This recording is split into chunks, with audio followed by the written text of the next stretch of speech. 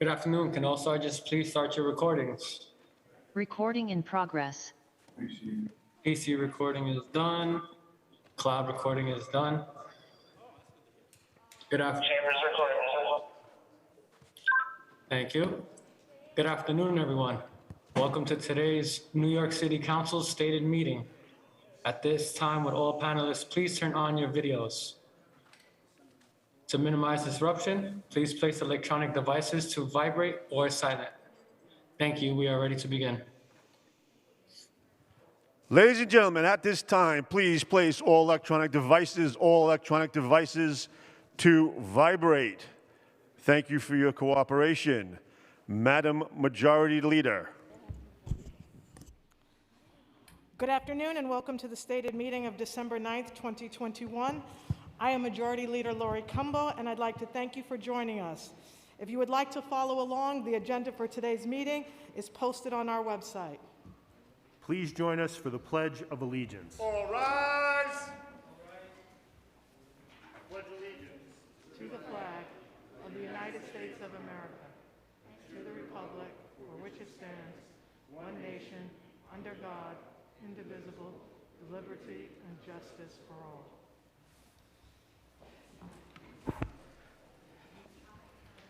Roll call. Adams. Ampry Samuel. Ayala. Barron. Present. Blessed and present. Thank you. Brannan. Thank Present. Brooks Powers. Caban. Cabrera. Carr.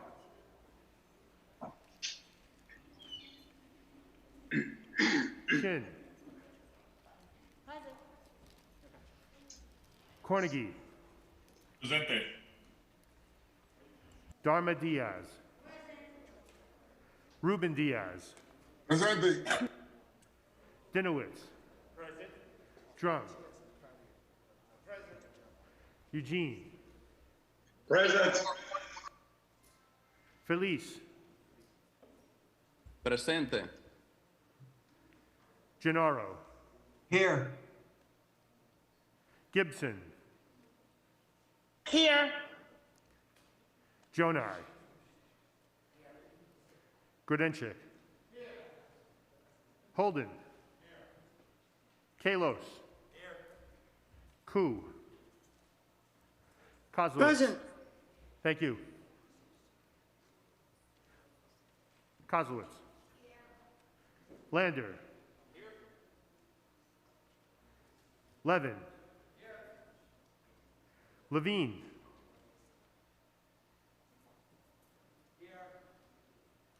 Lewis. Mizell.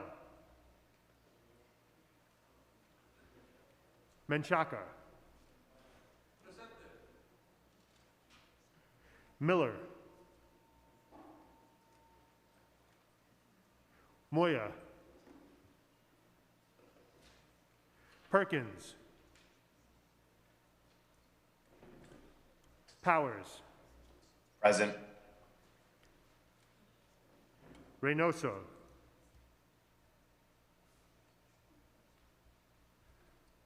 Riley. Present. Rivera. Rodriguez. Rose. Rosenthal. Salamanca. Present. Traeger.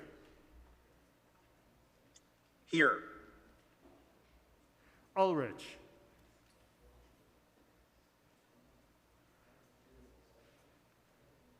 Vallone. Here.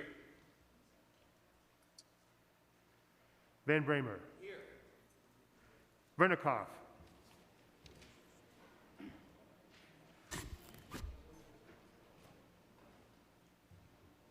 Yeager.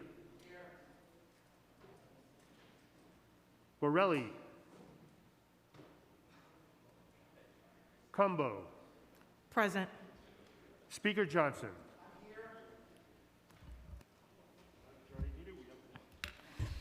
Thank you so much. We will now have today's invocation, which will be delivered by the Reverend Paul Daniels, spiritual leader at the Cathedral of St. John the Divine, located at 1047 Amsterdam Avenue in Manhattan. We welcome you. Those who can, please rise. Let us pray. O God of life, in whom we live, move, and have our being, we stand before your singular truth and justice as mere mortals. Often, indeed, we seek after the right, the good, the light, and often, indeed, we fail. And so we stand before your singular truth and justice with ready hearts and minds that know the right, the good, and the light come through the power of your free grace and love alone.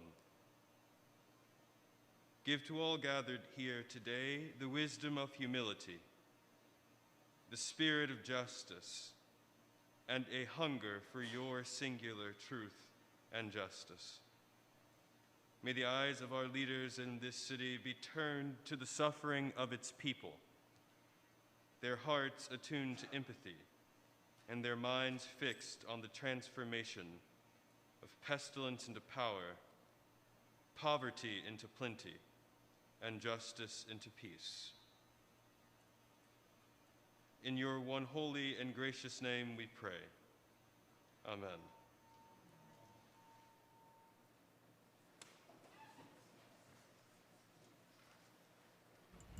Thank you so much, Reverend Paul Daniels. We so appreciate your presence here today.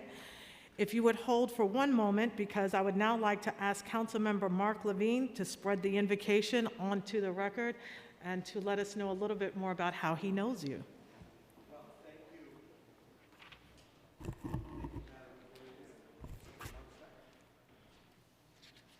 Well, thank you, Madam Majority Leader, and most of all, thank you, Reverend Paul Daniels, for your presence here today, for your inspirational words. I have the honor to represent your home base, the Cathedral of St. John the Divine in New York City, in the heart of Morningside Heights. And I want to share with everyone that you are currently an assistant clergy member there at the Cathedral. You grew up in Raleigh, North Carolina. Reverend Daniels was a parishioner of St. Ambrose Episcopal Church and was ordained in the Episcopal Church of the Good Shepherd in Raleigh, North Carolina on December 12, 2020. The Reverend Daniels holds a Bachelor of Arts in Philosophy from Morehouse College. He then became a fellow at the Global Partnerships of the Episcopal Church for 2 years and Grahamstown in South Africa. This was followed by the Reverend Daniels pursuing a Master's of Divinity from Yale University. Reverend Daniels has been influenced by the writings of Howard Thurman, a renowned scholar who was involved in the civil rights movement and served as a mentor to the Reverend Dr. Martin Luther King. Reverend Daniels is currently pursuing a PhD in systematic theology at Fordham University, and his research interests live at the intersections of Black theology, Christian mysticism, and Black critical philosophy. For fun, he loves to read, take long walks, and he enjoys cooking. Thank you again, Reverend Daniels, for your service to our community and for your presence here today. Thank you. Back to you, Matt. Do I need to say the official wording? Yes, I do. I would like to make a motion for unanimous consent to spread the invocation in full upon the record. Thank you so much, Councilmember Levine, and to Reverend Daniels. Aren't you glad you stuck around to hear your accolades? And I also want to note that you also have a Spellman sister here and Councilmember Adrian Adams. So we thank you so much for being here, and we thank you for sharing your energy and your talent and your prayer with us today. Thank you so much. Thank you so much, Councilmember Levine. We will now have the adoption of minutes by Councilmember Mark Traeger. I make a motion that the minutes of the stated meeting of November 10th, 2021 be adopted as printed. Messages and papers from the mayor. None. Communication from city, county, and borough offices. M349, certification of election of Tiffany Caban, new council member, 22nd District. Received, ordered, printed, and filed, and I want to congratulate Councilmember Tiffany Caban for joining us today at the first stated meeting of the City Council. Congratulations, Councilmember Caban. Welcome. Very happy to have you here.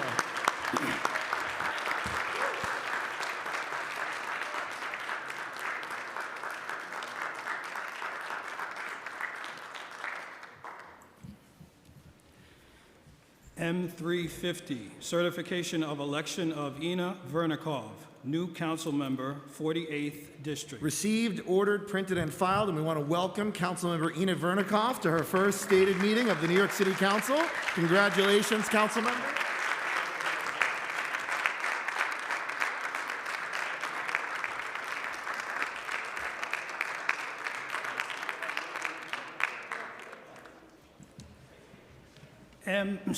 M351, certification of election of David M. Carr, new council member, 50th District. Received, ordered, printed, and filed, and I'm really, really happy to congratulate someone I've known a long time, Councilmember David Carr, and his election to the New York City Council. Welcome, Councilmember Carr, to your first stated meeting of the New York City Council.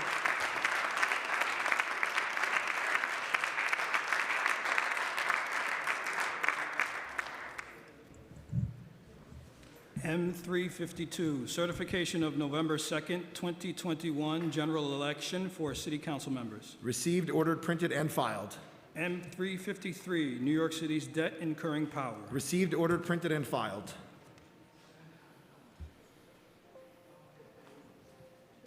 Petitions and communications. M's 354 and 355, resignation of Stephen Matteo as minority leader and appointment of Joseph C. Borelli as new minority leader. Received, ordered, printed, and filed, and congratulations to my friend, Minority Leader Joe Borelli.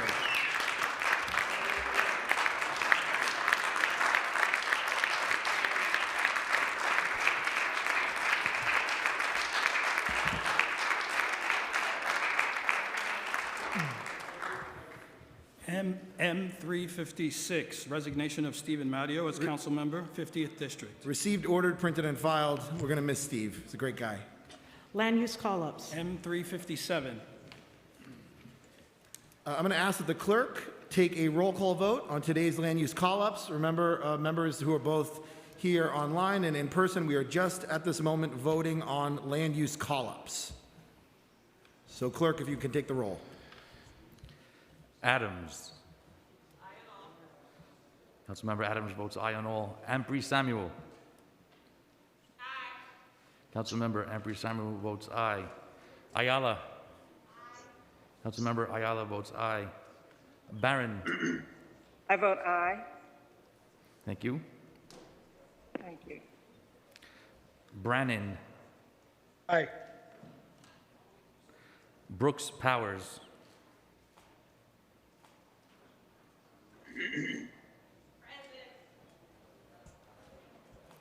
Okay.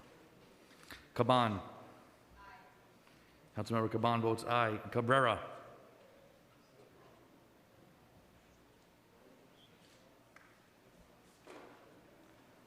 Carr. Aye.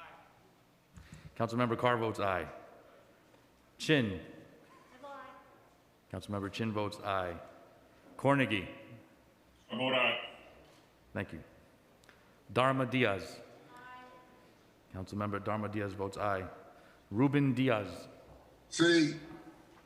Thank you. Dinowitz. Aye. Councilmember Dinowitz votes aye.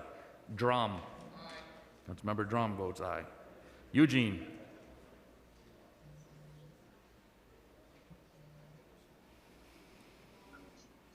I vote aye.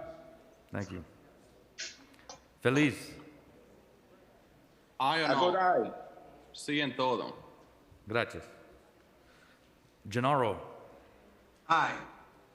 Thank you. Gibson. Vote aye.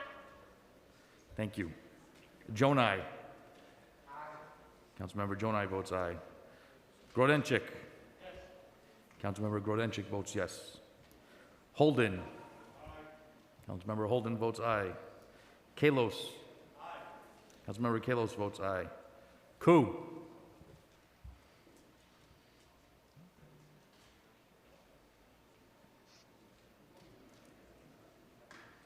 Aye. Thank you. Kozlowitz. Councilmember Kozlowitz votes aye. Lander.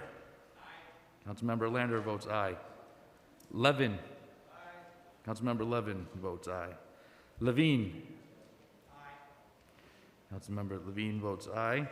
Lewis. Councilmember Lewis votes aye. Mizell. Councilmember Mizell votes yes. Menchaca. Councilmember Menchaca votes aye. Miller.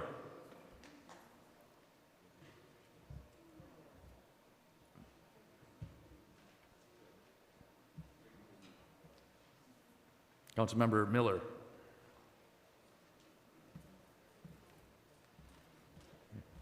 Moya. I vote aye. Thank you. Perkins.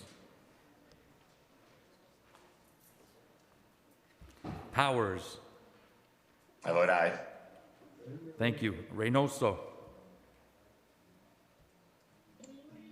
I vote aye. Thank you. Riley. I vote aye. Thank you. Rivera.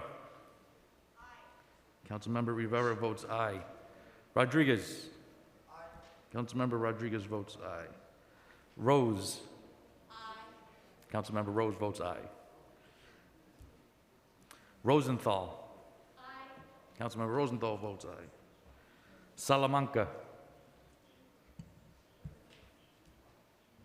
I vote aye. Thank you. Traeger. Aye. Thank you. Ulrich.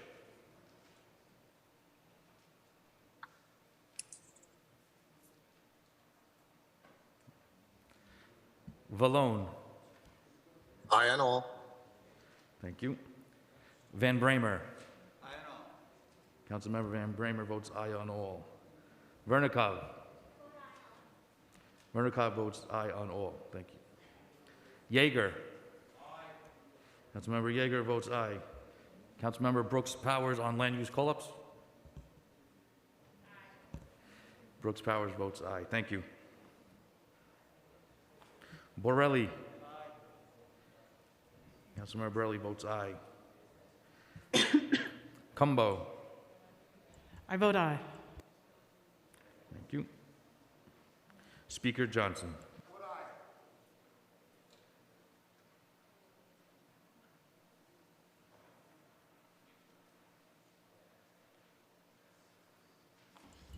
Today's land use call-ups have a vote of 47 in the affirmative and 0 negative.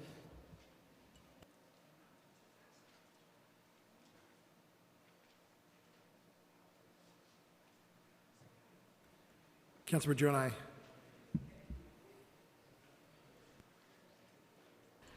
We will now have communication from Speaker Corey Johnson. Good afternoon. Happy Thursday. Welcome to today's stated meeting. We have a very busy agenda ahead of us today, but before we delve into the agenda, I'd like to remind all members that masks are required to be worn throughout the stated meeting, even while speaking. Today, we are voting on 29 bills and a resolution to help us tackle some of the issues we face as a city, including a bill to allow non-citizen New Yorkers to vote in municipal elections. While across our nation, voting participation is being challenged, here in New York City, we are expanding it. Our city will become the largest municipality in the nation that will allow non-citizens to vote in local elections.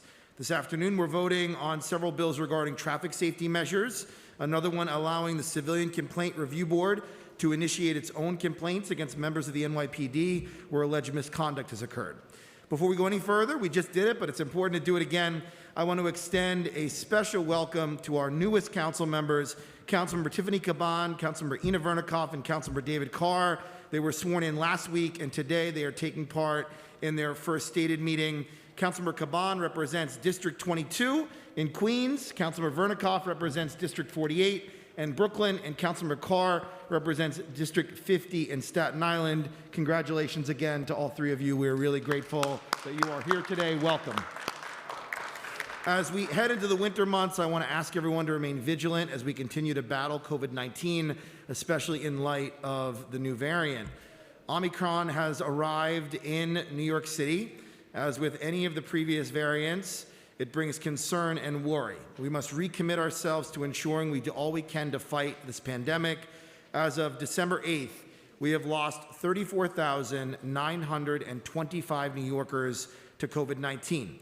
It is critical that we keep wearing masks in public spaces, stay home if you feel sick, and to get vaccinated if you haven't already. And if you are vaccinated, please get your booster shot. As I do at every stated meeting, I'd like to take a moment to acknowledge some of the losses we have endured as a city.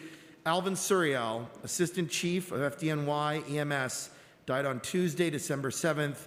He became the 264th member of the FDNY to succumb to an illness related to the 9/11 terrorist attack. He was a 32-year veteran of the New York City Emergency Medical Service Department, and he was only 52 years old. On December 3rd, we lost probationary firefighter Vincent Malveaux. He was at the FDNY Training Academy when he suffered a medical emergency. Probationary firefighter Malveaux was rushed to Harlem Hospital, where he sadly died. He was only 31 years old.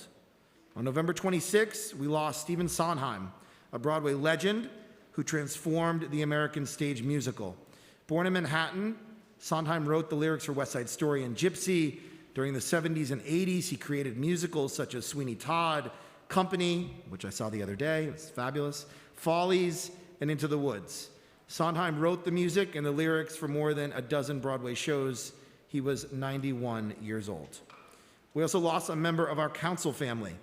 We mourn the death of retired Sergeant-at-Arms Jerry Staffieri. Jerry was an exemplary worker and retired from the council in 2012. He is survived by his 2 daughters, Julianne and Diana, and his 5 grandchildren. If we could all rise and have a moment of silence for everyone that we have lost.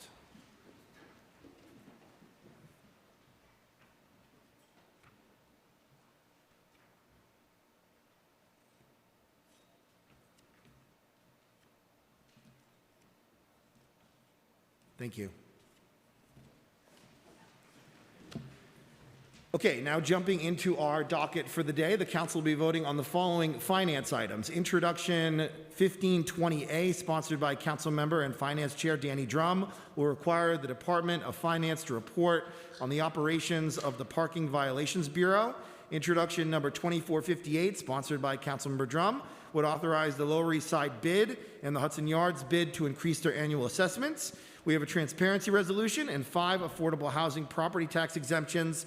Hong Ning Senior Housing in Councilmember Margaret Chin's district, Johanna 1 in Councilmember Bill Perkins' district, 250 West HDFC in Councilmember Perkins' district, 1018 East 163rd Street in Councilmember Rafael Salamanca's district, and Seaview Estates in Councilmember Debbie Rose's district. The council will be voting on the following land use items. Citywide hotels text amendment as modified would establish a special permit for new hotels and for enlargements where hotels are permitted as of right. The council will modify the vesting provisions for vacant sites in the theater district. Also included are the site selections of a 572-seat primary school in Councilmember Paul Vallone's district, a 572-seat primary school in Councilmember David Carr's district, an 801-seat high school in Councilmember Danique Miller's district, a new supportive space for the Hungerford School in Councilmember Debbie Rose's district. Also in Councilmember Rose's district, Stapleton Beacon Article 11 disposition, which will facilitate the construction of 359 affordable units. Starrett, Lehigh, and Terminal Warehouse building rezoning in my district as modified will expand the Special West Chelsea district and will facilitate the adaptive reuse of these existing buildings. Our modification will be to reduce the floor area allowed for large retail use. 506 3rd Avenue, as modified, will facilitate a 5-story commercial development and commercial enlargement at a nearby property in Councilmember Brad Landers' district, and the council will modify the MIH options. Bed-Stuy East and Weeksville Mosaic, a UDAP and Article 11 tax exemption to facilitate the development of 46 affordable cooperative homeownership units in Councilmember Robert Cornegy and Alika Ampry Samuels districts. 1 Wythe Avenue Industrial Business Incentive Area will facilitate the development of a new 8-story commercial and industrial building in Councilmember Steve Levins' district.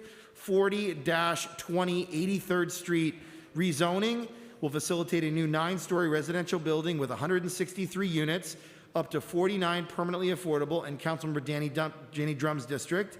Beach 79th Street self-storage in Councilmember Sylvina Brooks Powers' district. 31st Street and Hoyt Avenue rezoning will facilitate 3 new mixed-use buildings with approximately 287 dwelling units, 69 of which will be affordable, in Councilmember Tiffany Caban's district. And finally, we'll be voting on the withdrawal of the New York City Law Department office lease from our calendar. Moving on to our legislative agenda, I'll be brief since we have a lot to get through today. Introduction number 2141A, sponsored by Councilmember Carlina Rivera, will remove references to clinically outdated and stigmatizing terms once used to refer to disabilities in our laws, and instead use intellectual disability or intellectual and developmental disability. I want to thank Sarah Liss from the staff. Also out of the Committee on Mental Health, Disabilities, and Addiction, we're voting on Introduction 2442A, sponsored by Councilmember Diana Ayala, who's also the chair of the committee. This bill will require the mayor to establish an Office of Community Mental Health within the Executive Office of the Mayor. And again, I want to thank Sarah Liss. From the Committee on Health, Introduction number 1625, sponsored by 1625B, sponsored by Councilmember Carlina Rivera, will require the Department of Health and Mental Hygiene to make different forms of non-surgical contraception available at city health sites. I want to thank Harbani Ahuja. Our next bill is Introduction number 1621A, sponsored by Councilmember Danny Drum and out of the Committee on Governmental Operations. This bill will establish a committee to examine the city's position on nuclear disarmament and issues related to recognizing the city as a nuclear weapons-free zone. I want to thank CJ Murray. Related to that bill, we have Resolution 976A, also sponsored by Councilmember Drum out of the Committee on Civil Service and Labor, calling on the Comptroller to instruct our pension funds to divest from companies involved in the production and maintenance of nuclear weapons. I want to thank Elizabeth Arts. From the Committee on Governmental Operations, we also have Introduction number 2459A, sponsored by Councilmember Oswald Feliz. This bill will make the Mayor's Office of Information Privacy a charter-mandated office. I want to thank CJ Murray. Today we have 2 bills from the Committee on Veterans. Introduction number 2354A, sponsored by Councilmember Eric Dinowitz, the chair of the committee, will expand the Veterans Advisory Board from 11 members to 13 members. The second bill from the Committee on Veterans is Introduction number 479A, sponsored by Councilmember Danny Drum. This bill will extend all city benefits and services to veterans who have bad discharge papers due to their sexual orientation or gender identity or expression. And from the staff, I want to thank Bianca Vitale for those 2 bills. Moving on, out of the Committee on Contracts, Introduction number 1624A, sponsored by Councilmember Ben Kalos, will expand the data included in the city's Minority and Women Business Enterprise quarterly report in order to provide additional information on enterprise vendors. From the staff, I want to thank Alex Polinoff and Leah Skripiak. We also have Introduction number 2130A, sponsored by Councilmember Helen Rosenthal out of the Committee on Consumer Affairs. This bill will help connect New Yorkers with information on student loan forgiveness. And from the staff, I want to thank Stephanie Jones, Leah Skripiak, and Noah Meixler. Next up, we have 2 bills from the Committee on Women and Gender Equity. First, Introduction number 1085B, sponsored by Councilmember Mark Traeger, will establish a 2-year-long pilot program to provide legal representation of domestic violence survivors in divorce proceedings. And second, Introduction 2372B, sponsored by Councilmember Carlina Rivera, will extend the statute of limitations for a civil action alleging a gender-motivated act of violence from 7 years to 9 years. And from the staff, I want to thank Smita Deshmukh for those 2 bills. Out of the Committee on Civil Service and Labor, and sponsored by its chair, Councilmember Danique Miller, we have Introduction number 2454. This bill will ameliorate the free rider effect by removing certain benefits that public sector unions are required to provide to non-members. From the staff, I want to thank Bianca Vitale.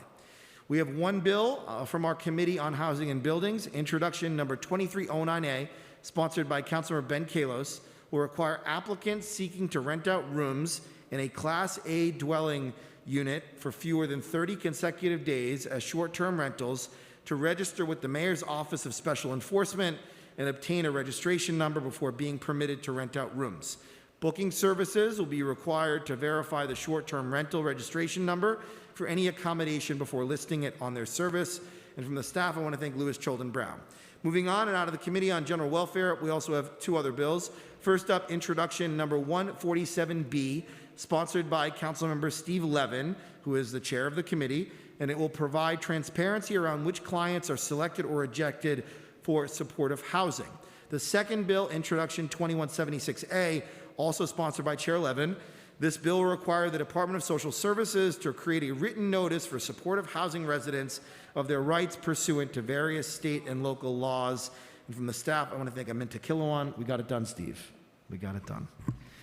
Next, we have three bills from the Committee on Environmental Protection. First, introduction number 2425A, sponsored by Councilmember Rafael Salamanca, and it will require the Department of Environmental Protection to assign borough commissioners. From the staff, I want to thank Samara Swanston and Chris Sartori.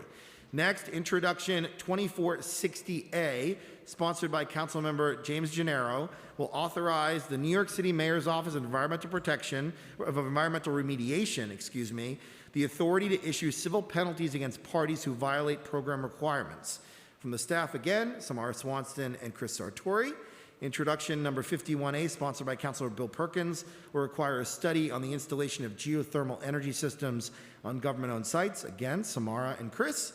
And next, we're voting on introduction number 2366A from the Committee on Parks and Recreations and sponsored by the chair of that committee, Councilor Peter Koo. It will require the Department of Parks and Recreation to conduct risk and health inspections of street trees. And I want to thank Chris Sartori and Patrick Mulvihill. Moving on, from the Committee on Fire and Emergency Management, we have introduction number 1949A, sponsored by Majority Leader Lori Cumbo. This bill will require New York City Emergency Management to ensure the periodic review of all citywide emergency plans coordinated by the department. And I want to thank Joshua Kingsley and William Hongach. Next up, we're voting on four bills out of the Committee on Transportation. Introduction number 2417A, sponsored by Councilmember Bob Holden, and it will prohibit the sale or distribution of products designed to conceal or obscure license plates. I want to thank Jessica Steinberg-Albin. This afternoon, we're voting on introduction number 2201A, sponsored by Councilmember Carlina Rivera. This bill will permit owners and operators of motorcycles to digitally provide photographic evidence that parking was paid for at the time of an alleged parking violation. Again, I want to thank Jessica. Introduction number 9A, sponsored by Councilmember Inez Barron, will require the Department of Transportation to install traffic control devices at intersections near schools. Again, I want to thank Jessica.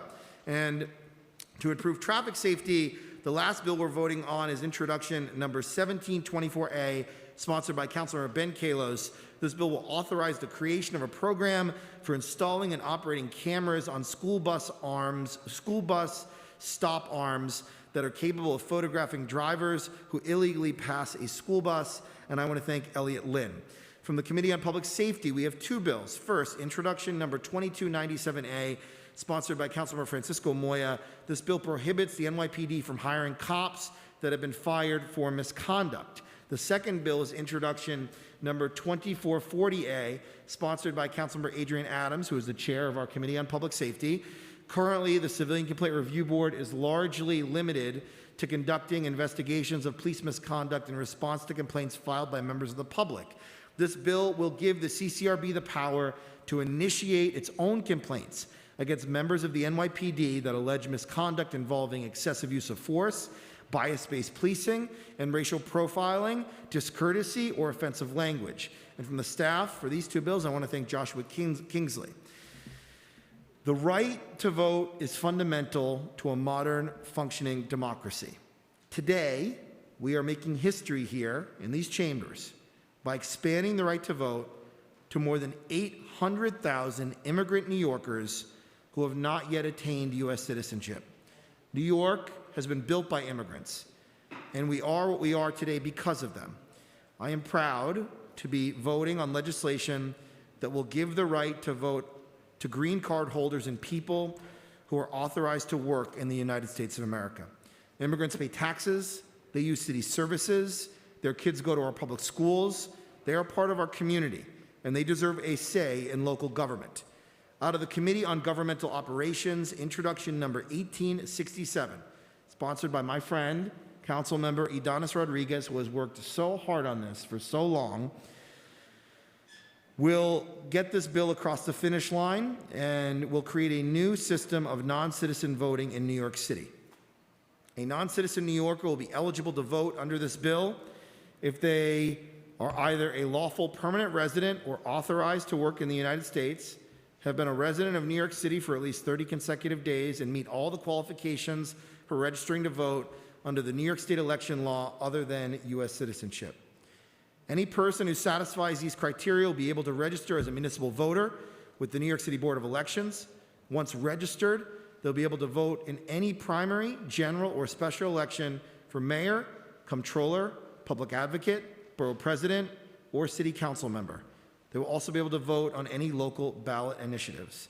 And from the staff, I want to thank Jackie Bozilis and CJ Murray. That is our very long agenda today, Madam Majority Leader. I want to thank you for presiding as always, and I turn it back to you.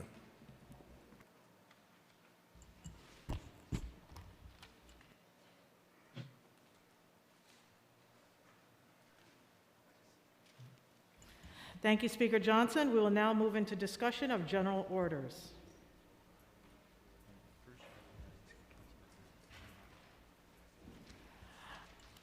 I'd like to first recognize Council Member Gennaro.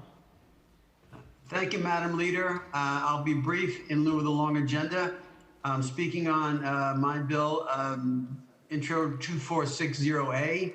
On Earth Day in 2009, the City Council passed Local Law 27, known as the New York City Brownfield and Brownfield and Community Revitalization Act, which I sponsored, that created the only municipal brownfields cleanup program in the United States. We created that program because 80% of New York City brownfield sites do not qualify for the New York State Brownfields program. And since the program started in 2010, 750 projects have been cleaned up, more than 16,000 units of affordable housing have been built, and businesses of all kinds have been opened. Most of the projects have been done in communities that have suffered the most environmental injustice. However, some developers have taken liberty with the program, and the city needs an enforcement mechanism in the form of civil penalties to make sure all participants in the program comply fully and thereby maintain the integrity of the City Brownfields Cleanup Program. This bill gets that done.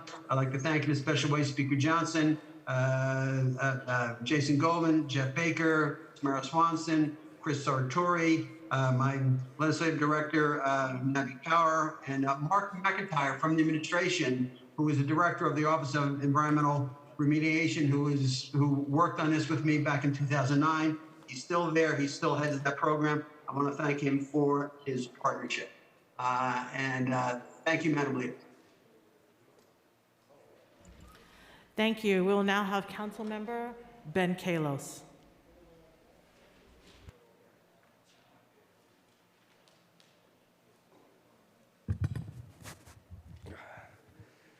I've been a tenant most of my life, and I'm tired of having to compete with tourists for housing in our city.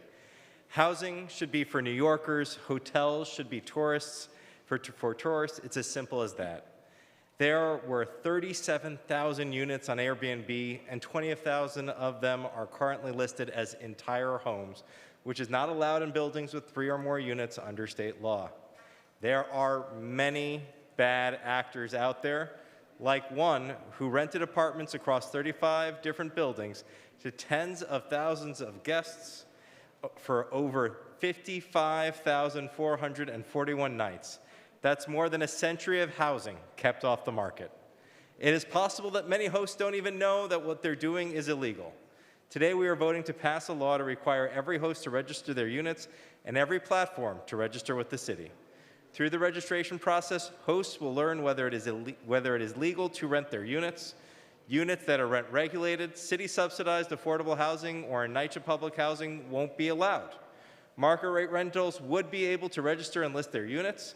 Property owners would get notice when this happens. Cooperatives, condominiums, and building owners will be able to opt out of having any units listed. Single-family homeowners would be free to register and list a spare room. By passing this legislation, we actively respond to New York City's affordable housing crisis a little better by hopefully bringing as many as 20,000 apartments back onto the market, many of which might even be affordable. This morning, we had 45,780 people wake up in our shelters. 14,773 of them were children, 11,168 adults, as part of 8,500 families. We could end family homelessness with just half the units that are coming back. With only 16,714 single adults in the shelter system, we could house every homeless New Yorker in these soon-to-be vacant Airbnb units. I'd like to conclude by thanking Mike McKee and Tenants PAC, the Coalition Against Illegal Hotels, and its working group, in particular Tom Kaler and Mary Cox, many colleagues who have been provided insight into this legislation, including but not limited to Senator Liz Krueger and Councilmember Carlina Rivera, my counsel Wilfredo Lopez, and Louis Cholden Brown. We couldn't have done it without you. Thank you. Thank you, Councilmember Kalos. We'll now have Councilmember Koo.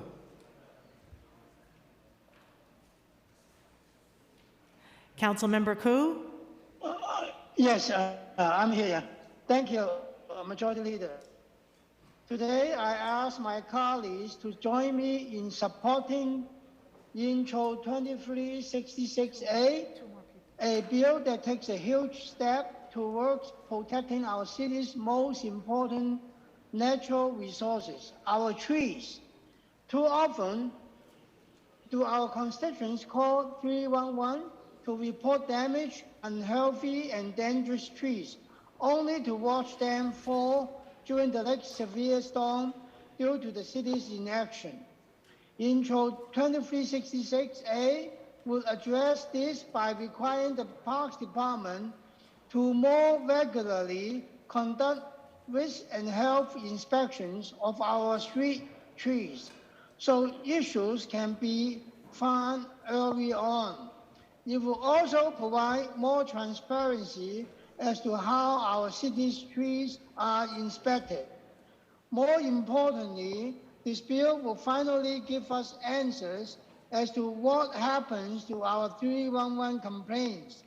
Parks will be required to report on the number of trees referred for inspection each year, how many are actually inspected, and report on the results of those inspections. All of this information will also be maintained on a map posted on their website. Ultimately, this bill is about increasing governmental transparency, keeping our residents safe, and protecting our urban canopy so that it can be around for generations to come. I hope you will join me in voting yes on this bill. Thank you, Chris, Patrick, Chima, and Monica, Brad, TSR, Jeff Baker, Jason, and Speaker Johnson, along with my own staff, Elaine Chong. Thank you. Thank you so much, Councilmember Koo. We'll now have Councilmember Brooks Powers.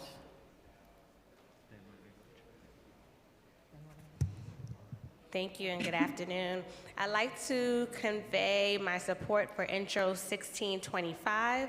I'm proud of the Council's efforts to broaden and protect New Yorkers' access to safe and effective long-term contraception.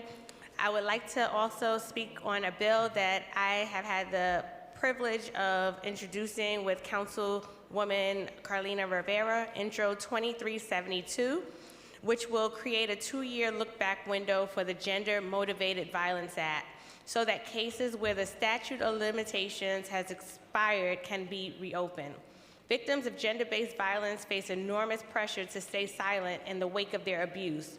Without support from others, they can feel alone, and the pandemic has only exacerbated that isolation.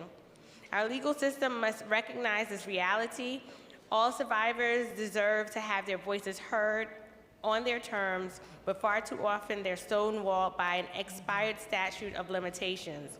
With this new 2-year look-back window, countless others will finally be able to come forward. Justice delayed is justice denied. I am so glad to say that when this council passes Intro 2372 today, justice will be delivered. Thank you. Thank you so much, Councilmember Brooks Powers. We'll now have Councilmember Mark Jonai. Thank you, Majority Leader. At this time, I request that we consider Intro 1867A as a separate question from the remainder of the General Orders calendar.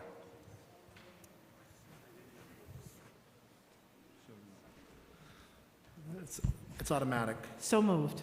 So moved. Thank you, Majority Leader.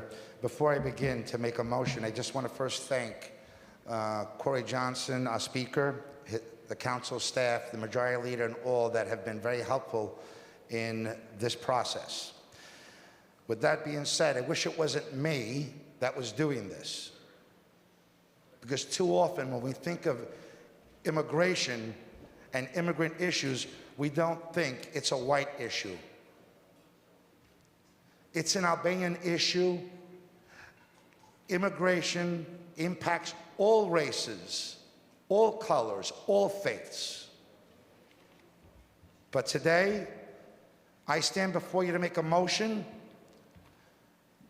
that hopefully will give the cover of so many of my colleagues that have concerns about the current bill in its current form.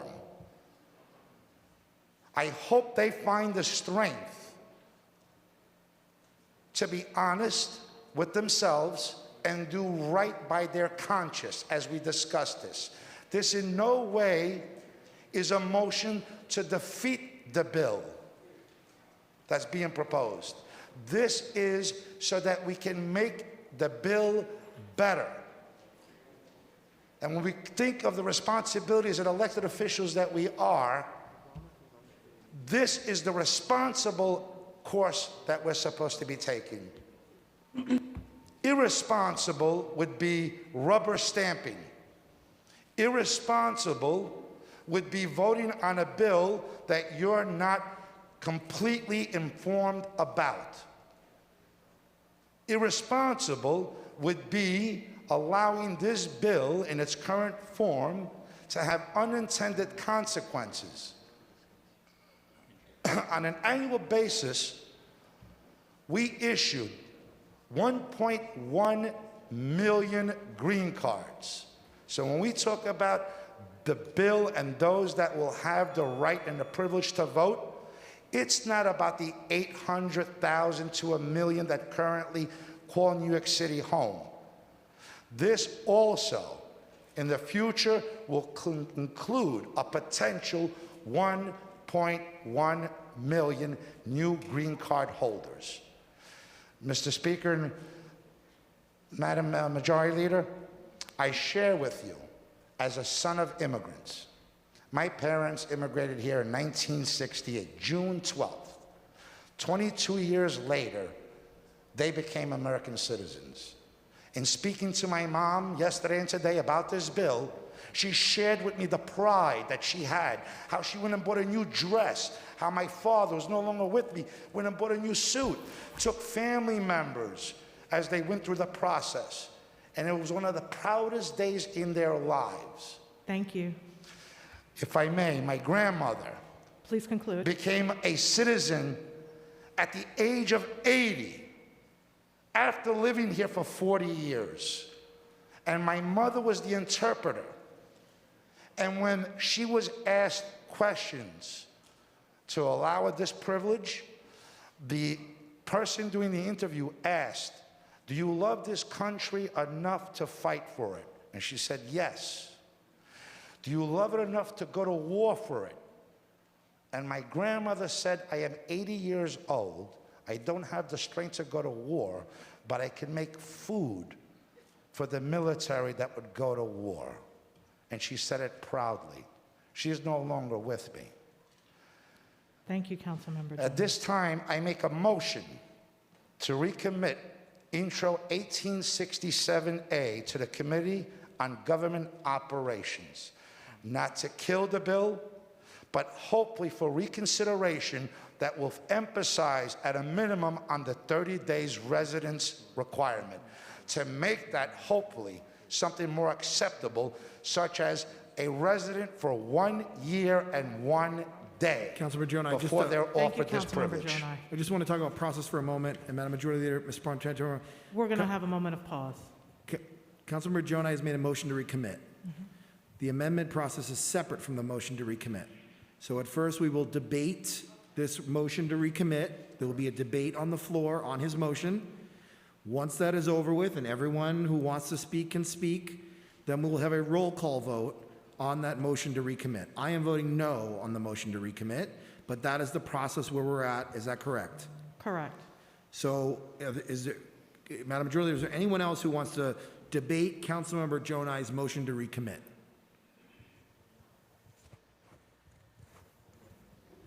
Councilmember Yeager.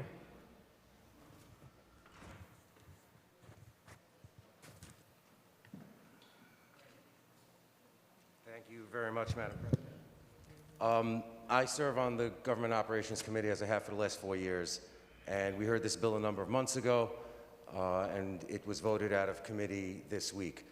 As members of this council know, there was also a letter sent by a substantial number of the members of this council, I think the number exceeds 20, raising several questions about the bill, not merely questions like I raised, that it's unconstitutional under state law. It's very clear, and we'll discuss that later. But questions about how the bill would operate. For example, does the Board of Elections have enough money to do this? Is the Board of Elections prepared to do this? Questions about how the registration system would work with respect to the 30 days, whether 30 days is too short. Should it be longer? Should it be 60 days? Should it be a year? And that letter having been sent this week, here we are today, and it's still on the floor. And the issue before us is really just sending it back to the committee. Let the committee have the bill back so that the information can be brought into the committee so that the bill, if necessary, can have a few words changed to make it either better or perhaps even to beat the likely court challenge which is going to come from this. We all know that's happening. So this is a very simple bill, it's a very simple motion not to kill the bill, not to beat the bill, not to vote it down, but to send it back into the other room where the Governmental Operations Committee can consider this later this week or next week and have that conversation. Thank you very much, Madam President. Thank you, Councilmember Yeager.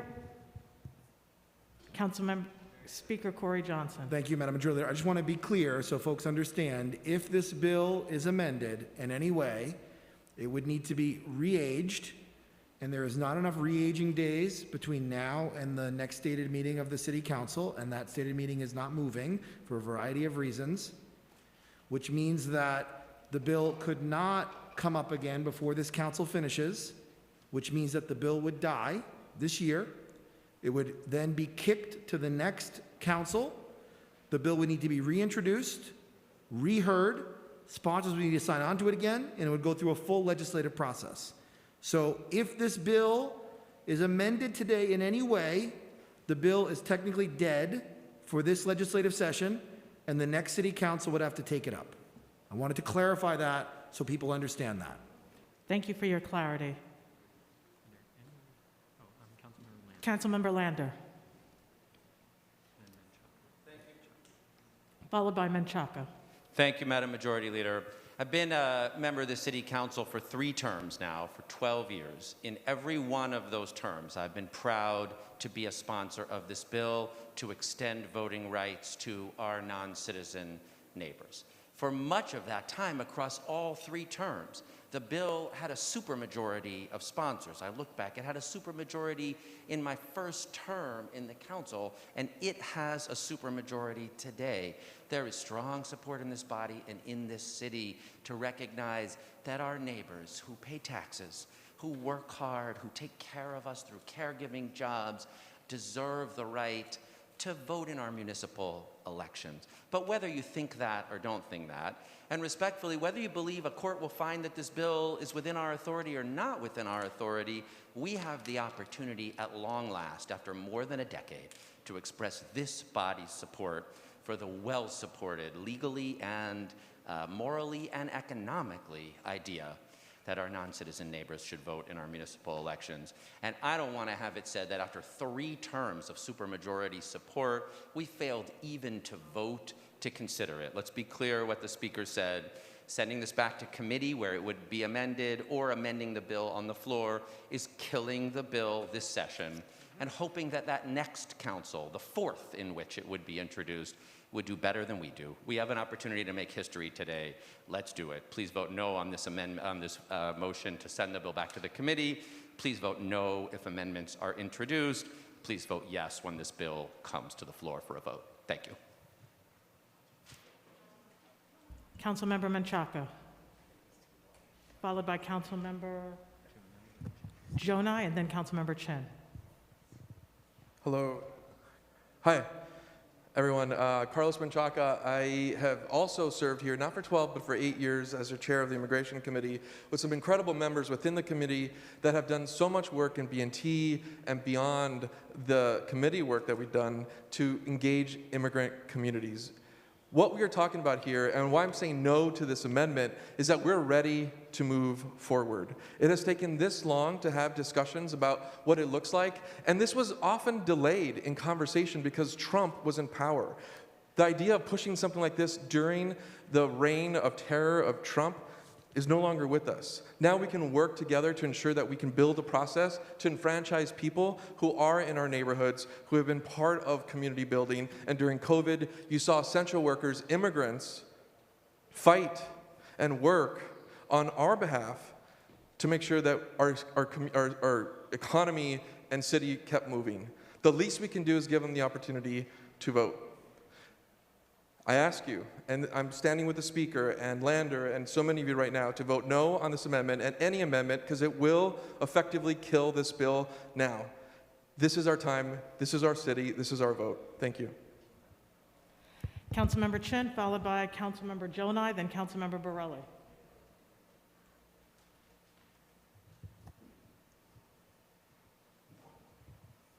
I've also been on the City Council. This is my 12th year.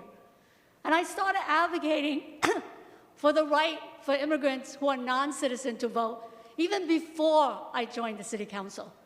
This has been a long journey. Councilmember Jonai, why did your parents have to wait so long to become a citizen? I don't think it's not because they don't want to. There are a lot of people, a lot of immigrants from around the world, and I march and I rally with immigrants from Africa, from Russia, from Asia. They want representation. My mother couldn't vote for me because she wasn't a citizen. She had a green card, she paid tax. There were a lot of members in the community, especially senior citizens, that's been going to classes, trying to learn the language. It's not that easy. And the price for the application has been keep going up. Imagine if you need to take the test in Russian, or in Spanish, or in Chinese, or in Korean. It's not easy to learn a language, and especially for immigrants who have to work every day just to support their family. They want to be citizens. They want to be able to vote for the president. But at least we have the opportunity to allow them to vote for the elected official that are representing them in the city. A lot of them are very active. They volunteer on campaign. They come to community meeting. But election day, they cannot vote for mayor, they cannot vote for the city council. But this bill will give them that opportunity to get involved, but have that right to vote for their representative. And hopefully, that will encourage the regular citizen who usually don't vote to get out and vote. And that's what democracy is all about. And this bill is taxation with representation. Thank you.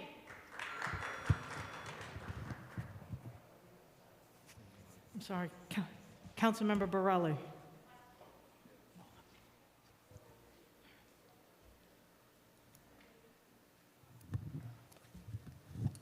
Was Jonah ahead of me? Or is Yes, he was. Okay. Can I have my 5 minutes? I'll allow Councilmember Jonai, and then thank you so much, Councilmember Borelli. Thank you, Majority Leader, and thank you, colleague, Councilwoman Chin, for that passionate speech. Democracy gives us choices. My parents waited. They chose to wait.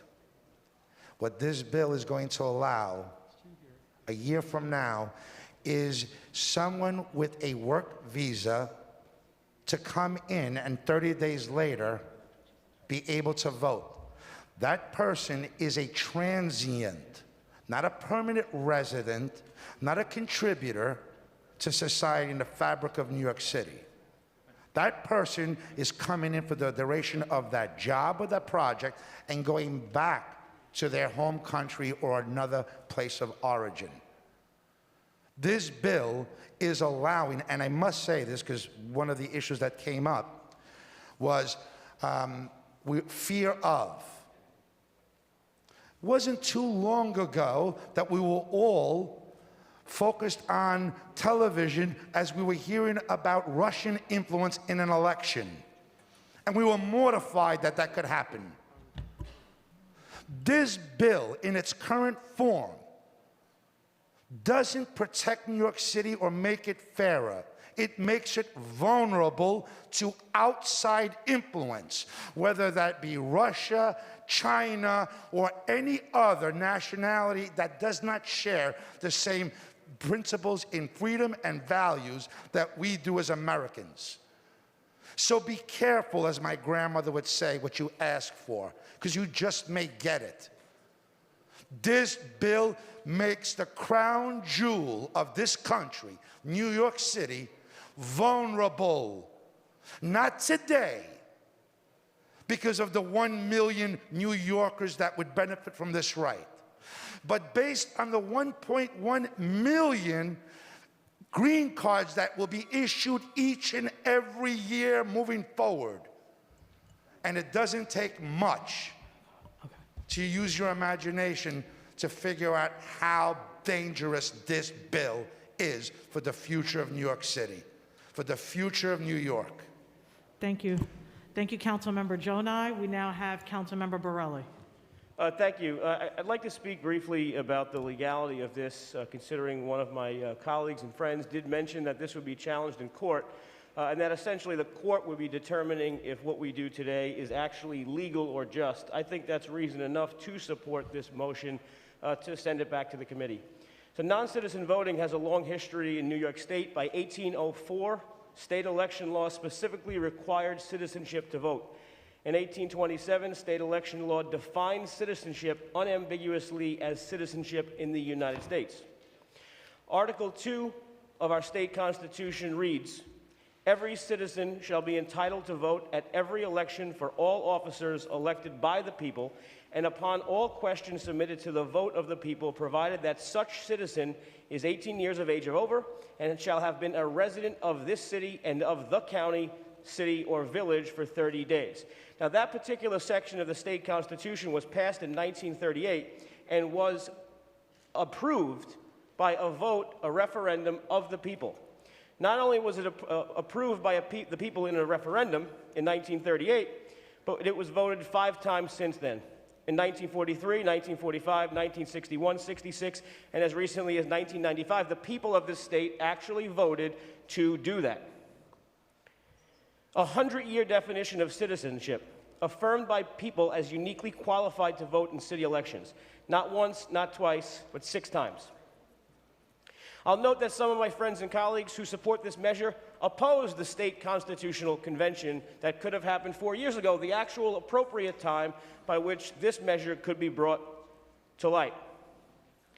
Furthermore, Article 3 of the state constitution defines those counted for redistricting persons as inhabitants, not citizens, meaning the state constitution takes the time to differentiate between times we count people as inhabitants versus times we count people as citizens. We count people as citizens to vote. In 1993, 1997, and 2003, legislation was introduced in the State Assembly for the constitutional change to allow non-citizen voting, parallel bills were introduced to limit it to municipal elections. Now, I ask you, why would the state assembly go through the process of having a state constitutional change if you didn't have to have a state constitutional change? It's not easy, but the truth is you have to. All those bills were defeated, but the mere suggestion that that was what was required lends to the point that this is not legal what we are doing. At some point, some will ask us, what about our school board elections as we did between 1968 and 2003? The state constitution addresses that. It defines local governments as a county, city, town, or village, period. So it limited itself from school board elections. Thank you, Carlos. I really appreciate that. I know you were in much danger from my spittle. All those points in the school board law specifically addressed the issue of what elections were covered by the state constitution. No matter how much my friend Carlos doesn't want to hear it, the state constitution is clear. Moreover, Article 52, Section A of the state education law specifically allowed each parent who was a citizen of that state, meaning they specifically specified a citizen of the state could vote in election law. Now, again, that gives credit to the notion that state law is what determines that. But that's not all. The state election law further is clear on this issue. Section 5-102 states no person shall register for and vote at any election unless he is a citizen of the United States. That's clear, right? That's an actual statute from the state.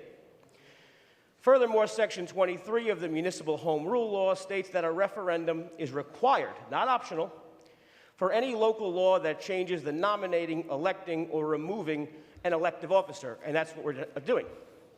So at the very least, my point is, if you want to do this, there's no problem with that as long as you do it the right way. This is not just an opinion of mine. Joe Borelli, the minority leader, the Republican leader, in 2013, an administrative attorney testified to this body that non-citizen voting is inconsistent with the state constitution, would require a citywide referendum. On 9/17 of this year, Mayor de Blasio himself, bona fide progressive, known to you all, said our law department is very clear. It's not legal for this to be decided at the city level. I really believe this has to be decided at the state level. I'm almost finished, excuse me. 2 weeks ago in New York 1, the same Democratic mayor said the same thing. And finally, on September 20th of this year, our chief democracy officer, the person who we presume his only job is to make sure every legal voter in this city has the opportunity to vote, said that the law could violate the state constitution. So I urge you all to vote yes on this motion, send this back to committee. Let's talk about these legal issues. If that happens to not be the case, then I urge you all to vote no on the bill. Thank you. Thank you, Councilmember Borelli. We'll now have Councilmember Van Bramer, followed by Levin and Carr. Thank you. Listening to Councilmember Jonah, I just want to say I very much appreciated the story of your grandmother and your parents and your immigrant story, which reminds me that we are all immigrants in this room and in this city, and either an immigrant or the son or granddaughter of an immigrant. And while I share your appreciation and, of course, your family's story, I don't share your concern. I think this is one of the best pieces of legislation that this council is poised to pass. And this is a great day for democracy in the city of New York. I am not afraid of too many people having the ability to vote. I am afraid that too many feel powerless in the very city that they live and work and raise their family in. This is the best of who we are.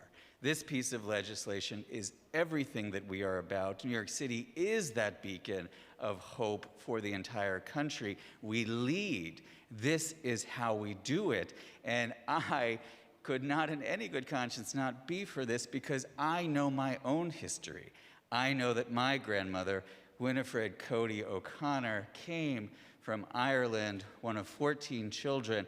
I know that they were not welcome when they came to this country, and it is important for all of us to remember that we are all immigrants. This is a city built by and for immigrants, and this is such a good day for democracy, a great day for this New York City Council, one that I am incredibly proud to serve in for the last 12 years and to have been a prime co-sponsor. So I'll be voting no on this call for an amendment and any other amendments in honor of my grandmother, but in honor of everyone's family who absolutely deserves the franchise in this city. Thank you.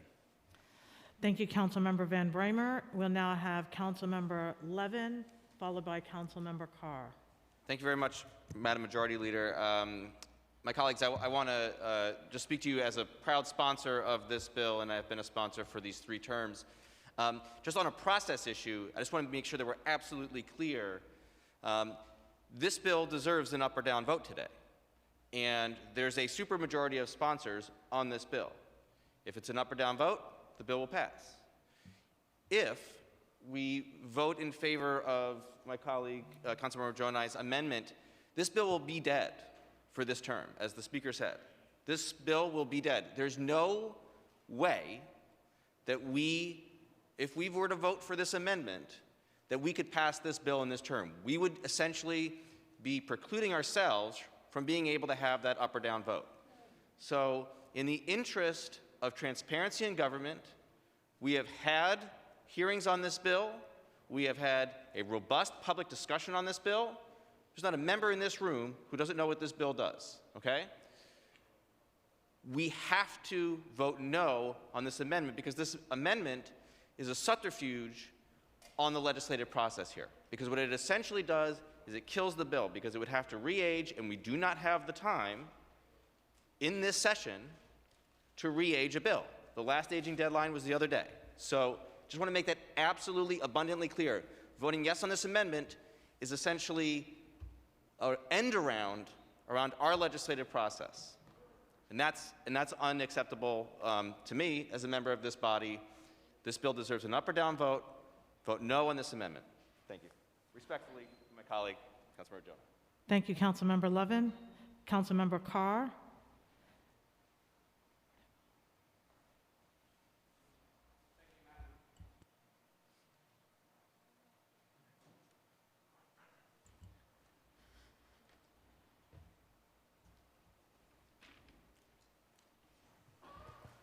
Thank you, Madam Majority Leader. I appreciate it. I want to thank all of you for welcoming me here today on my first stated, in particular Speaker Johnson, Minority Leader Borelli. I've stood in the back of this chambers many years as a Chief of Staff, and I'm just honored to be counted among you. But I want to speak briefly on the bill and the amendment being proposed, the motion to recommit that's been proposed. To me, the right to vote is inherent to citizenship. They cannot be separated from one another. In order to be able to vote in this country, in this state, in this city, you have to be a citizen of this country and of this state, residing here in New York City. I won't go into the legalities. Minority Leader Borelli did it far more thoroughly than I ever could. I believe in the spirit of the immigrants who have come to this city in past generations. I'm the son of an immigrant. My father came here in 1971. He's still a green card holder himself, like Councilmember Chin and her family. He was not able to vote for me this year. I'm the great-grandchild of Italian immigrants to this city from the turn of the last century. I absolutely celebrate the contributions that they have made generationally to this city and to this country. I value them deeply. But to me, in order to be able to cast a vote for who is going to govern us, you have to have been able to make a commitment to this country and sworn an oath of allegiance to this country. To me, that is absolutely essential if we're going to expand the franchise. And I just would like to point out, as Councilmember Jonai alluded in his comments, this bill would not just enfranchise green card holders. It would enfranchise those who are authorized to work in this country. That includes those who are here on non-immigrant visas. That includes those who are recipients of deferred action from U.S. Immigration and Customs Enforcement. So to me, if we're going to have a serious conversation about what the franchise should be in this city, we should send it back to committee, let this committee do its work, let a future council do its work if that's indeed what is needed. And so I urge my colleagues to vote yes on the motion and no under the underlying bill if it comes to it. Thank you. Thank you. We now have Councilmember Vernikov, Barron, Cornegy, then Drum. Welcome.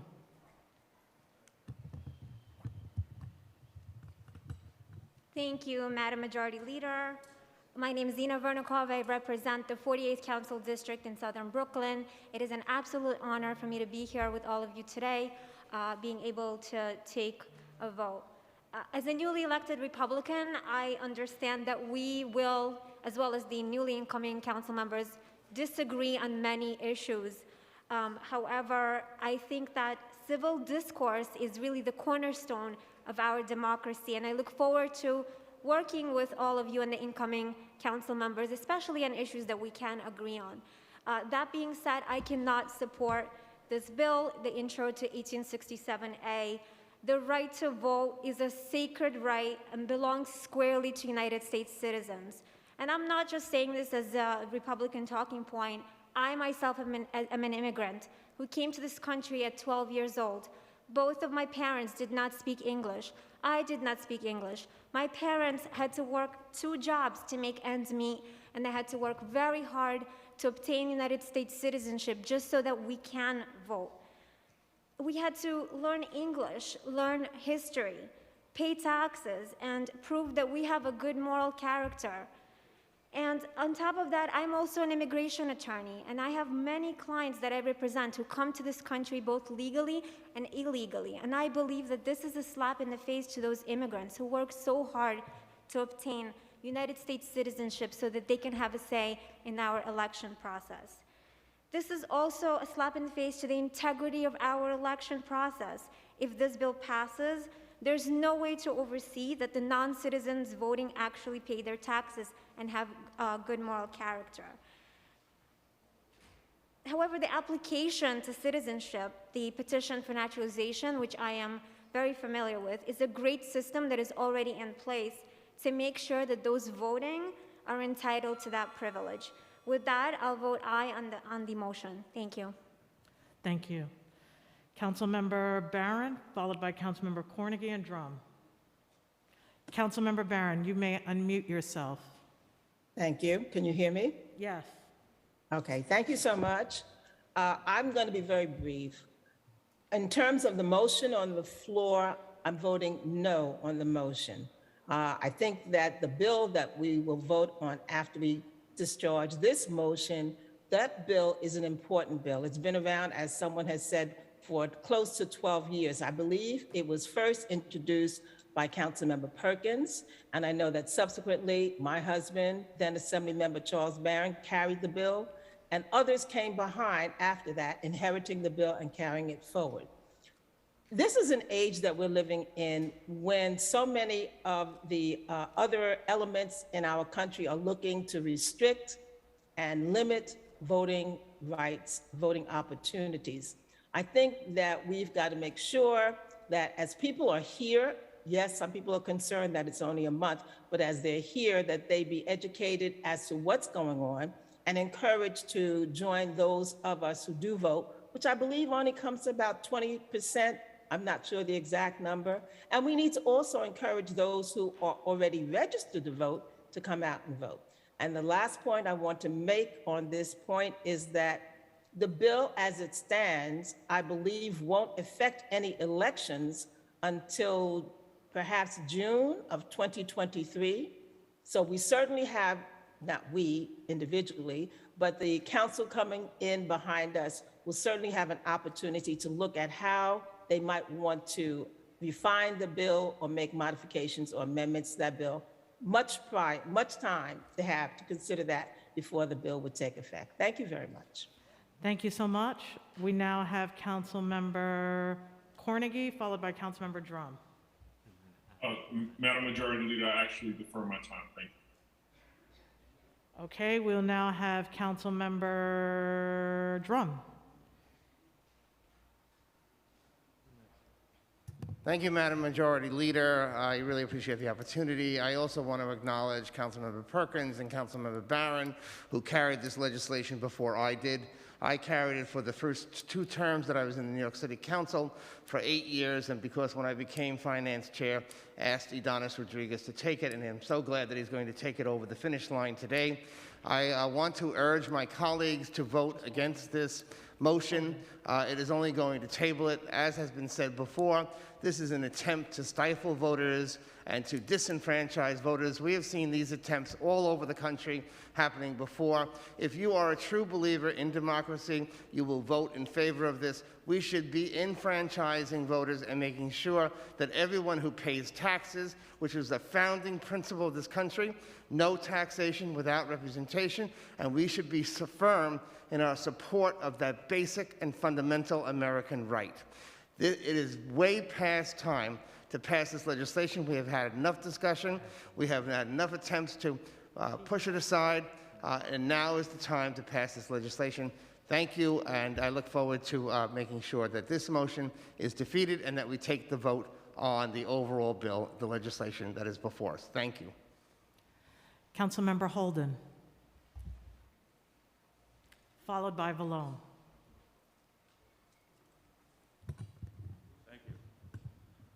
Thank you. This motion is really to send it back to committee. And so what's the big deal if it gets to the other council, the next council? Is it to put a feather in your cap to send this right and vote on this today? By the way, at the Democratic conference that we had a number of questions, and nobody could answer these questions. Like, how many actual voters will be voting in these elections? Can the Board of Elections handle this? Can they even handle this without screwing it up and without giving the wrong forms? And that will happen, folks. That will happen. And again, if you want to become a citizen, you become a citizen by doing months of study, obviously. You study the Bill of Rights. You answer 100 questions to become a citizen. You're an educated voter by then, hopefully. You're saying with this bill that we don't really want an educated voter. Somebody here 30 days, folks, 30 days can vote in our election, decide who our mayor, city council, and other elected officials could be. Again, not really that educated. You're not asking them to go to class. You're not asking them to get to study New York City history or the electorate. You're not asking anything. You're saying, you should, taxation without representation. Well, guess what, folks? We represent them. Does anybody turn away somebody who's not a citizen? Does anybody do that here? We all represent them. So stop with that. Let's do the right thing here, and let's take some time, get the answers, folks. That's all we're asking for. So I support the motion. Thank you. Thank you, Councilmember Holden. We'll now have Councilmember Vallone, followed by Councilmember Reynoso. Good afternoon, everyone. Thank you, Madam Majority Leader. I think there's a single point that some of us who may be for the bill or oppose the bill that just can't get passed. We all have our immigration stories and very proud of them, and we should be. That's how we got here. But the bill has a fatal flaw. And when we brought the questions up about that one flaw, we've yet to get that answer. And it's not the answer of bringing up our immigration stories or the right of those who have toiled here so long without the ability to have a say in local government. No one is saying, however, that that person should have a right after just 30 days. And if that point needs to be re-argued, resubmitted, figured out by committee or the next council, then so it be. 30 days is not enough for someone to decide who's going to represent the greatest city in the world, irrespective of what country you come from, irrespective of where you believe on this particular bill. You can be for it or against it, but nobody is for 30 days. And that's part of this bill. And that is where I struggle with this bill. It's not a matter of being pro or against immigration or pro-voting or against your ability to have that vote. It's saying, is that enough? Is that what we want to vote on today? Is to give someone who's just visiting or someone who's a transient worker or someone who's just here for 30 days to say, yep, that should be the mayor, that should be the borough president, that should be the council member. How do you even engage those people? We don't even know how to properly interact in the way to submit an informed vote. So that's my concern. And we mentioned it at the delegation conference, and we've mentioned it before. And you're not going to get those who are for or against the bill on its merits together today on that. But that particular point, And that's the one that has concerned me from the beginning, the 30-day requirement. And for that, we have to seriously consider this motion and push it off to the next council. Thank you. Thank you, Councilmember Vallone. Councilmember Reynoso. Thank you, Madam Majority Leader. It just never fails. When white power or white men's power is being attacked, what they would consider being attacked, they stand up and they fight. They fight to preserve their power and their influence. And what we're saying today is that we're done with it. There are people in this city that participate in every aspect of this great country, in all positive ways, raising children, sending children to public schools, riding on our roads, driving on our roads. And it's about time that they have a say as to what their representation looks like. And we have to stop and think about the sea of mostly white men that have stood up against this bill at this moment in an effort to preserve their power and influence. And that is exactly what will happen every time you challenge power. The faces always look the same, and it just never fails. And I was hoping that today we could have seen something different. This bill will pass today. It will. Maybe make another effort another time when you reassume power, I guess, to try to undo what I think is the principal foundation of democracy, which is a right to vote, specifically if you're paying taxes. So I encourage all my colleagues to vote no on this request put forth by Councilmember Jonai, and to vote no on any amendments and vote yes on the bill. Thank you. Thank you, Councilmember Reynoso. Councilmember Cornegy. Thank you, Madam Majority Leader. I would like to, as a sponsor of the bill, an original sponsor of the bill, I would like to offer a different perspective. I appreciate and respect everyone's immigrant story. However, my ancestors did not come here as immigrants. We came here as slaves and fought vehemently to be able to be a part of the fabric of America and literally died for the right to vote. Blood, sweat, and tears. And are still engaged and embroiled in eroding voter rights acts for communities of color across the country. So it's hard. Again, I am a sponsor, but I'm reminded of the tremendous amount of work that continues for Black communities across, and the eroding impact of our votes in the very districts that we serve in. So I certainly would like to see this, poked through and made sure that there are no opportunities for us as people who came here as slaves, and like I said, literally died, that we don't lose our place in the ranks through voting. So, I mean, listen, I'm an original sponsor, and like Antonio said, it'll probably pass, but I would be remiss if I didn't remind people that there's one more perspective that we haven't talked about, and that is a different kind of immigrant experience and a different kind of voter rights that we still are suffering throughout the country. We all have applauded the work of voter rights advocates in the South, Black women's vote, and all of those kinds of things, and that's not being heard or represented sometimes, and it's not being heard or represented in this bill. It may very well pass, but like I said, I would be remiss if I didn't offer that perspective of representing a people whose vote has monumentally been taken for granted, and now has eroded to the place where even the Voter Rights Act that were put in place to protect our vote and our voices are being eroded. Thank you. Thank you, Councilmember Cornegy. At this point, I'm going to offer my remarks. This is a very personal issue to me, and it's been very emotional. Councilmember Idanis Rodriguez is my brother, and we have been in a foxhole, as many of you know, for the last year, very closely working together.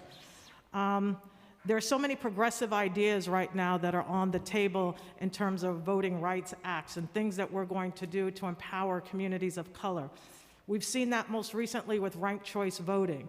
In the last ranked choice voting mayoral election, we had an African-American man, Eric Adams, won the primary night with 30.7% of the vote, Maya Wiley with 21.4% of the vote, and Garcia with 19% of the vote. But we saw through a ranked choice voting process, Eric Adams wound up winning by 50.4% and Garcia by 49.6%. So what we're seeing in that is we had an extraordinary experience of Eric Adams and Maya Wiley coming in first and second in a mayoral race in New York City. This was historic. But through a process, had it have been successful, the third place white woman candidate could have beat both the African American man and the African American woman through a process called ranked choice voting that was supposed to empower black communities. And if it had been successful, it would have done just that. It would have taken out the two winning African American candidates. We are in a process right now. We've just completed a census. Redistricting is happening. Our communities and the composition of our communities are changing. And for me, with this particular legislation, I'm concerned, as Councilmember Cornegy talked about, where do African American voters fit in? And we're not just talking about some sort of ethnic group. We are talking about the people for the last century who have protested, who have been on the front lines, who have died, who have been lynched, who have given their lives and shed blood, sweat, and tears, as we saw on the Edmund Pettus Bridge on Bloody Sunday. We are the people that are fighting for the rights for all people. I want everybody in this room to recognize that if not for the sacrifice of African American people, the vast majority of people in this room would not have the right to vote. You would not be able to have the right to vote. You would not be able to hold the seats that many of you hold here if it had not been for African Americans. So it's critical when we're passing all of these progressive measures of legislation that we recognize the African American contribution to making it possible. This is essentially, in many ways, this particular legislation is going to shift the power dynamics in New York City in a major way. And we do not have the numbers or the information to know how that is going to impact African American communities who have been the most vulnerable in their existence in New York City. Gentrification has taken root in our communities. Our businesses have been taken over, our homes have been taken over, our schools have been co-located. The only thing that many African American communities have left are their black representatives and representation. This bill, in many of our communities, in areas such as Upper Harlem and otherwise, are going to be dramatically changed. Because we're all black and brown, and other races, doesn't mean that we all share the same values and principles and that we're all going to vote and do things in the same way. This measure will also change some districts, Republican to Democratic, Democratic to Republican. This is going to change our communities in a major way. And I'll just conclude by saying the 30 days. Do you know how long African Americans had to fight to no longer be considered 3/5 of a man? We had to fight so hard just to be considered a whole person in this area. And we would then say, in many ways, that someone could be here for 30 days. There are different classifications of a green card. Not all green cards take 5 to 7 years. Some of them you get temporarily, immediately. And we are not discussing those temporary green cards at all. So I think it's important that we continue to have this discussion. And again, as the majority leader, I just want to close with saying in this body, we should never shy away from wanting to ask questions. We should never shy away from wanting more information. We should never shy away from wanting to be able to make a bill better. We can't continue with the expediency or the fear that we're going to be canceled if we even are known to have asked for more information or for more questions or to want to make something better. That culture needs to end in order for us to produce better bills, to be more comprehensive, and to make sure that everybody is included in the bills that we are pushing forward. I've never heard in this one discussion about how the African American voter is going to be impacted by this bill. This is going to be a great win for the ethnic groups that are going to be the highest number in the city of New York. And so, Adonis, this is your legacy. This is yours. And this is going to be a huge win numerically for the Dominican Republic community, and I applaud you for that. We're all here to support our ethnic groups, and we're all here to make sure that we all win. But I need to know, in supporting this, which I need more time, how are African Americans going to be impacted? Because that's the community I come from. I'm clear how the Dominican Republic community will benefit, but not the African American community. And it's only fair that I know that information. Thank you.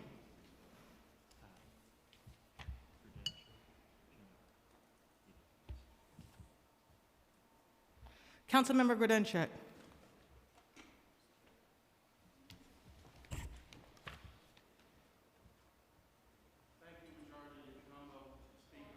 The mic's not on. Thank you, Majority Leader Cumbo, Mr. Speaker, my colleagues. I want to congratulate Adonis Rodriguez for this legislation. I don't necessarily agree with it, but I've known Adonis for 6 years since I entered the council. I know he's passionate, and I know that Danny Drum, my dear friend of many years, is passionate about this. I got up to speak because race was injected into this debate today. And I have to tell you, I resent that. I truly resent that. I represent one of the most diverse districts in the city of New York. I am a product of New York City. I was born in the Bronx. I was raised in New York City public housing in Queens. And I have been blessed to be a public school graduate here and a graduate of the State University of New York. And I want to tell you about my experience. My grandfather came here about this time in 1903. He was fleeing oppression, and he was not seen as a white guy in Tsarist Russia.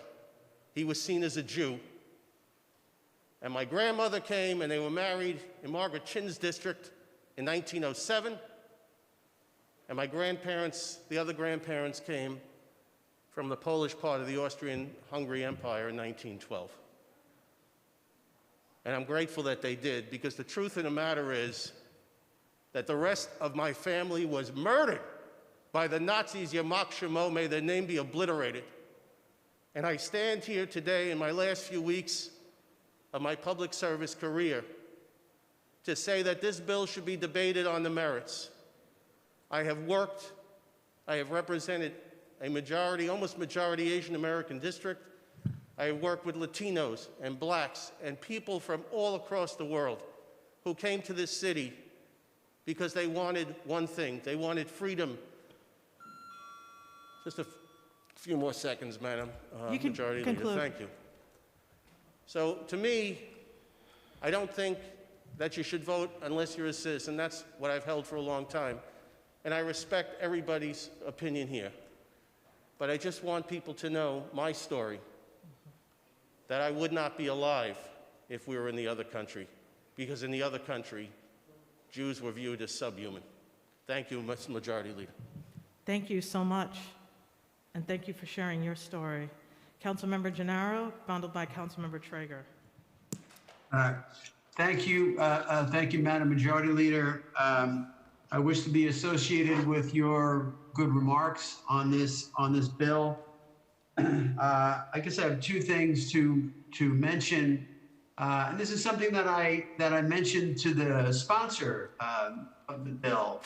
To me, there's a fundamental unfairness that is introduced when you tell a resident of New York City, a permanent resident, that they now will be bestowed with the privilege of voting for local government officials, but they don't have the ability to run for those offices. So we're telling them that they're good enough to vote, but not good enough to hold office. They're good enough to vote for mayor, but not be mayor. And to me, that's kind of like a caste system there.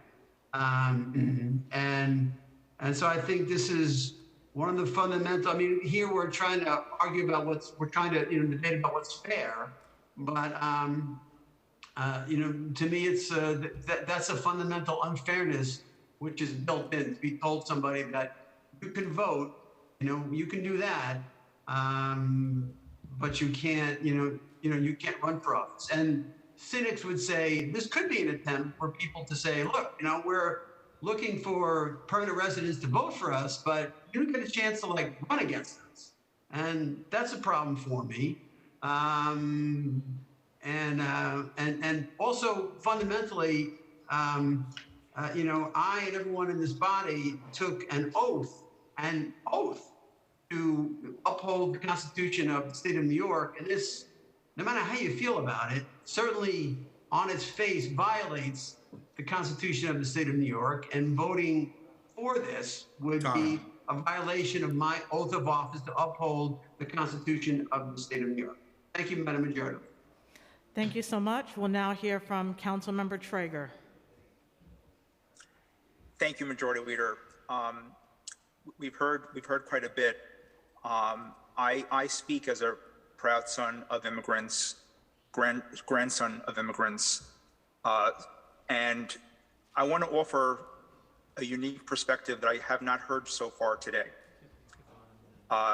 When the vote came before the council in the last term about the city ID cards, myself and I believe also Councilmember Mizell abstained. And the reason for that was because I asked specific questions about who had access to the information of the residents that would apply for the cards. And that was before the election of Trump. And I was told, Councilmember, your questions and your concerns are being overblown. And later, with the election of President Trump, that became a major issue in New York because they went after that information. And so I heard someone say earlier that the Trump era is over. I beg to disagree. He no longer is president, but there are people in power who absolutely continue that Trump legacy and those Trump policies. And there are serious questions about the Board of Elections capacity.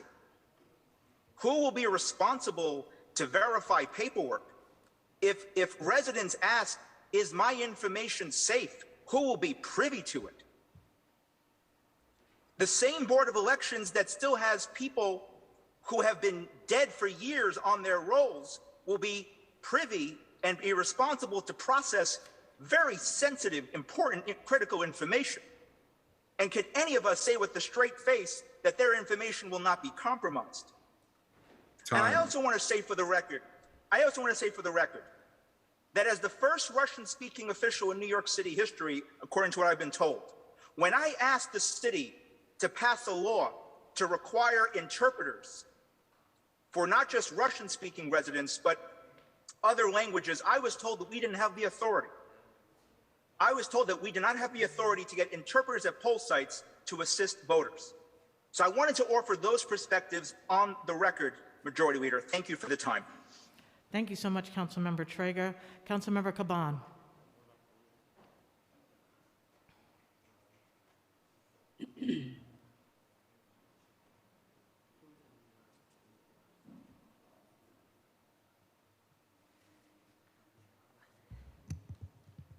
Yeah?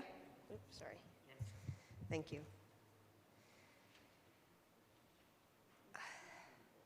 Thank you. I was not expecting to speak on my first day in chambers with y'all, but I feel really, really strongly about this.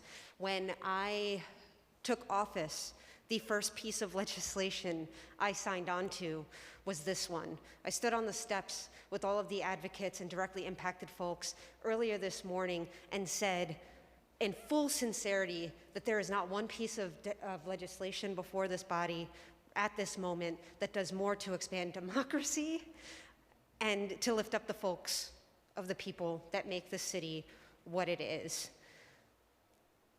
Expanding the right to vote for some folks does not in any way diminish or tarnish the right to vote for other folks. Yes, I understand that amongst our communities, we have different experiences, different struggles, but what anchors all vulnerable communities, whether you are Black, brown, the disability community, whether you are queer, the intersection of any marginalized identity that these systems were not made for, what anchors us in those struggles are so common and the same.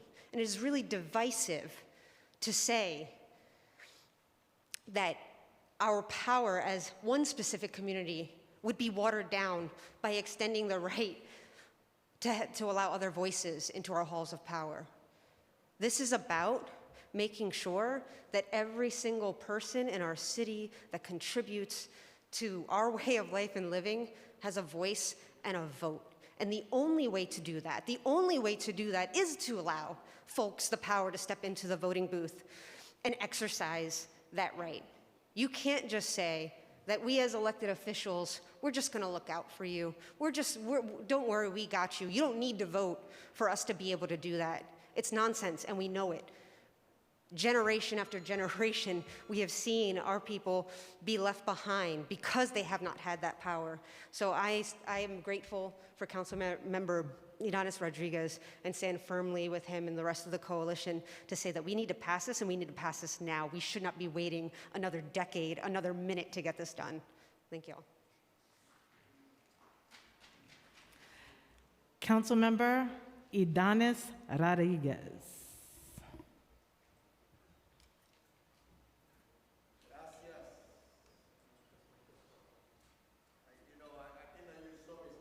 At the hearing on government operation, I couldn't control my emotion because I came here to wash dishes at O. Henry Restaurant at West 4th and 6th Avenue. To speak to. And then, now it's a Capital Bank when I pass by. And then my second job was working at Food Concept Corporation, a cafeteria inside 2 Broadway. So when I have been at Water Street, having meeting with the DOT commissioner, and it's those days that my daughter don't have school, I walk by and sit in the front. And I share with them that reality. So this is different from all the bill about regulating how people vote, right?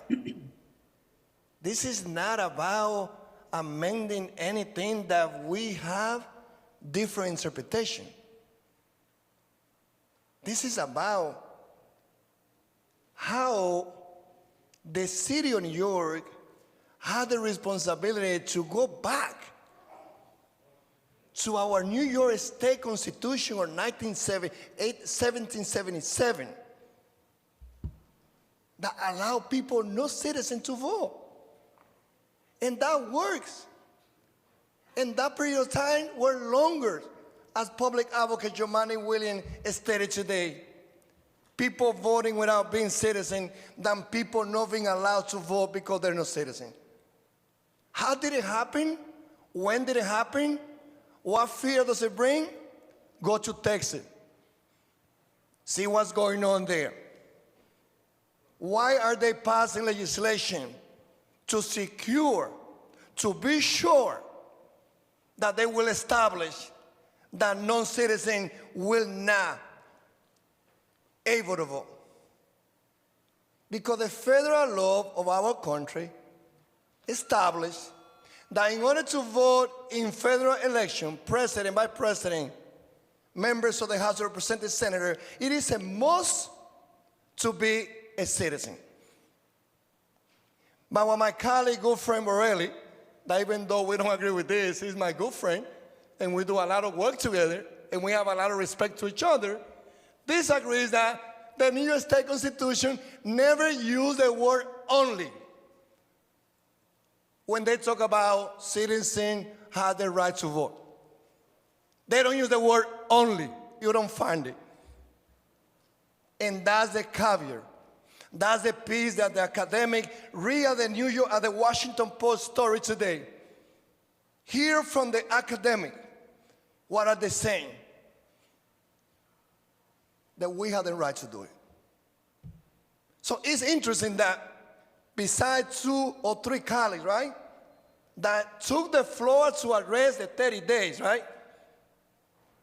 The rest, sorry to my Trump supporters, didn't address the 30 days. They've been speaking about why we should not pass this bill. So they will not be voting for this bill. This is a Democratic agenda. This is about we showing Texas, San Antonio, Colorado, other states how we do business. What is democracy all about it? That's what we're doing. My good friend, speaker, majority speaker, you have a great conversation with Bertha Lewis from the Black Institute. And she showed the number to you. And she showed to you that close to 400,000 new voters are black. They come from Nigeria, they come from Mali, they come from Ghana, they are Garifano, they are Haitian, they are Jamaican, close to 400,000. And for those that want to bring fears on the 30 days, let me give you a number. From the close to 1 million new voters, right now 800,000 number is the number that we're using, 500,000 are individuals that have green cards. So for those that want to bring fear about the undocumented, my brother, there was the undocumented who was staying in New York City, working at the deli, working in supermarket. They did the same job that I did from 83 to 2000 when I had a green card, and I worked at O. Henry restaurant, in the cafeteria, driving a taxi, being at City College, organizing the students, persuading Mario Cuomo not to increase tuition and cut the budget, graduating from City College, and being a teacher from 93 to 2000, a co-founder to school. I did it with green card. I don't want to challenge anyone who believes that the U.S. citizen status give a higher level. Because I compare myself. When did we come to this conclusion? When? Go to Netflix, look like a movies, and think about a place in this world where human beings are living together. And a group is telling the other, you are here for years, working hard, paying your taxes, and you don't have the right to elect your leader? For God's sake. Y Danis. Let's get it done. Let's vote no on this amendment. Sí se puede. Madam Majority Leader.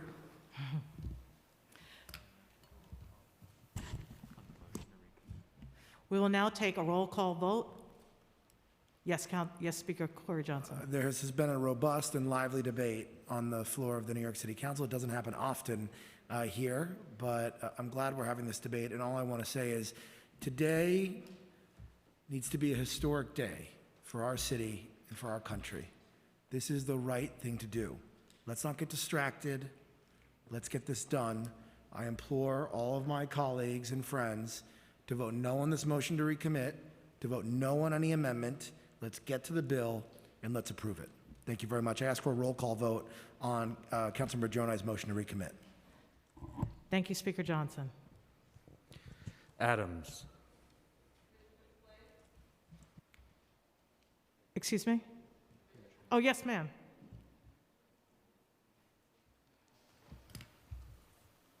Thank you very much, Madam Majority Leader. Respectfully welcoming our newest members, Council Members Caban and our Council Member Inna and Council Member Carr. Welcome to the New York City Council. We are experiencing an amazing day today, and for that, I congratulate all of my colleagues for the spirited debate. Mr. Speaker, I only rise to express my opinion. 12 years is too long for any piece of legislation to languish, particularly a piece of legislation that affects thousands upon thousands of people who pay taxes in the city of New York, that contribute to our well-being as citizens of the city of New York. And for one who will be returning in January as a member of this amazing body, what I say to my colleagues is that 12 years is 12 years too long for this legislation. We must make this happen today, and for those of us returning in January, it will be incumbent upon us to amend this legislation if we deem so necessary. I vote aye. I vote no on the amendment, but I will vote aye on the bill. You vote, hold on, it's not the amendment. You vote no on the motion to recommit. You vote no on the motion to recommit. Yes, Mr. Speaker, I do vote no on the motion to recommit respectfully Thank you, to my Councilman. amazing colleague, Councilmember Jonah. Thank you, Councilmember Adams. Thank you. Ampry Samuel. I vote no. Ayala. Everyone at this time needs to vote at the microphone. I vote no. Thank you. Barron. Thank you. I vote no on this motion to recommit. We cannot disenfranchise and deny people who are entitled to vote the opportunity to vote in local elections. Thank you. Thank you. Brannon.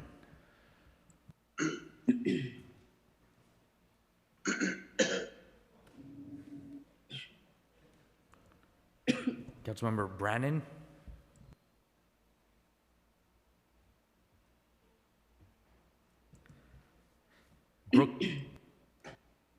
Brooks Powers. We'll come back. Caban. I vote no. Cabrera.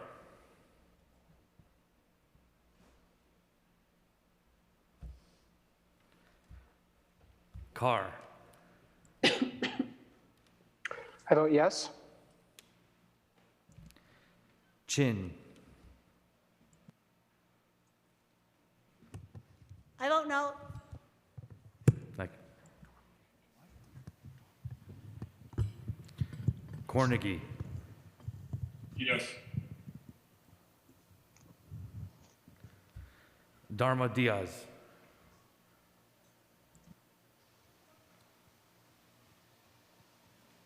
I vote no. Ruben Diaz. Permission to explain my vote? Permission granted. Thank you, Madam Chairman. This black guy with kinky hair and a broken English from Bayamon, Puerto Rico, is a U.S. citizen. But when I go to Puerto Rico, being a U.S. citizen, I cannot vote for the President of the United States because the Constitution, because the law requires so. And when I got elected as a council member, I swore with my hand in the Bible to protect and defend the Constitution of the United States. So today, I cannot vote against the Constitution, even though the bill sounds good, has the good qualities, and is a humanitarian thing, but this black guy with kinky hair, broken English from Bayamon, Puerto Rico, is voting yes in this amendment.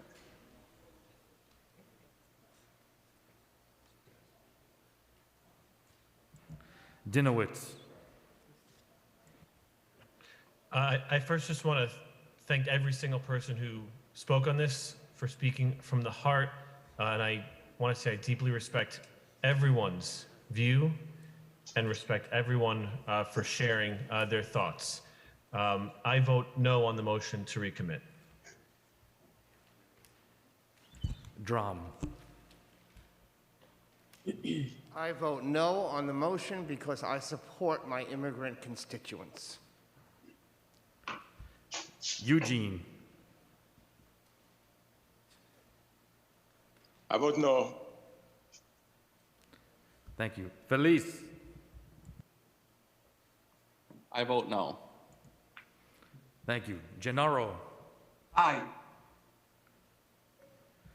Gibson.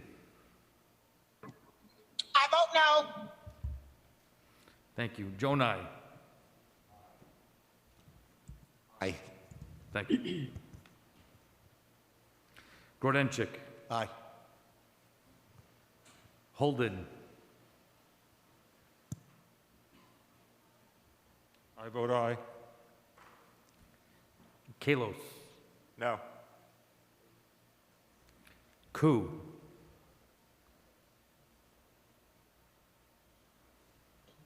I vote no to the amendment. Yes. How did he vote? Councilmember Ku, how did you vote, yes or no? I vote no to the amendment. Thank you, Councilmember Ku. Kozlowitz. No. Lander. You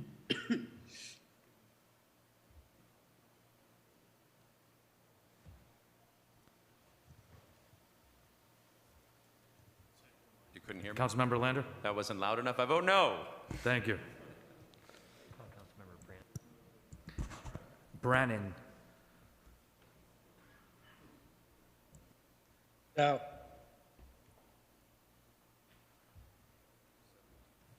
Levin.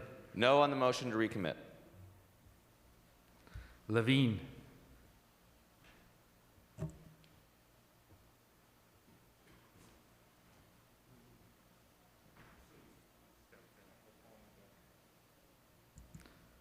Lewis.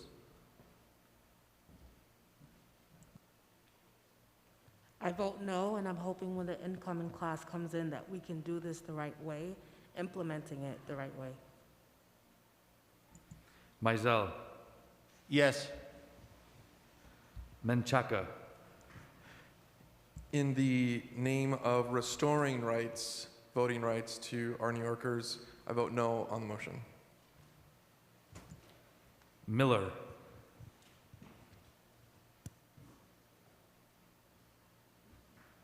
Nay.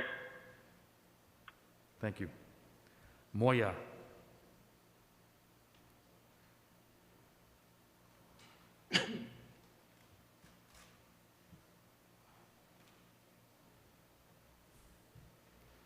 Perkins.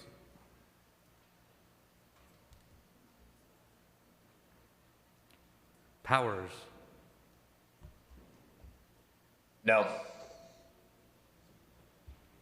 Reynoso. No. Thank you. Riley. No. Thank you. Rivera. I vote no.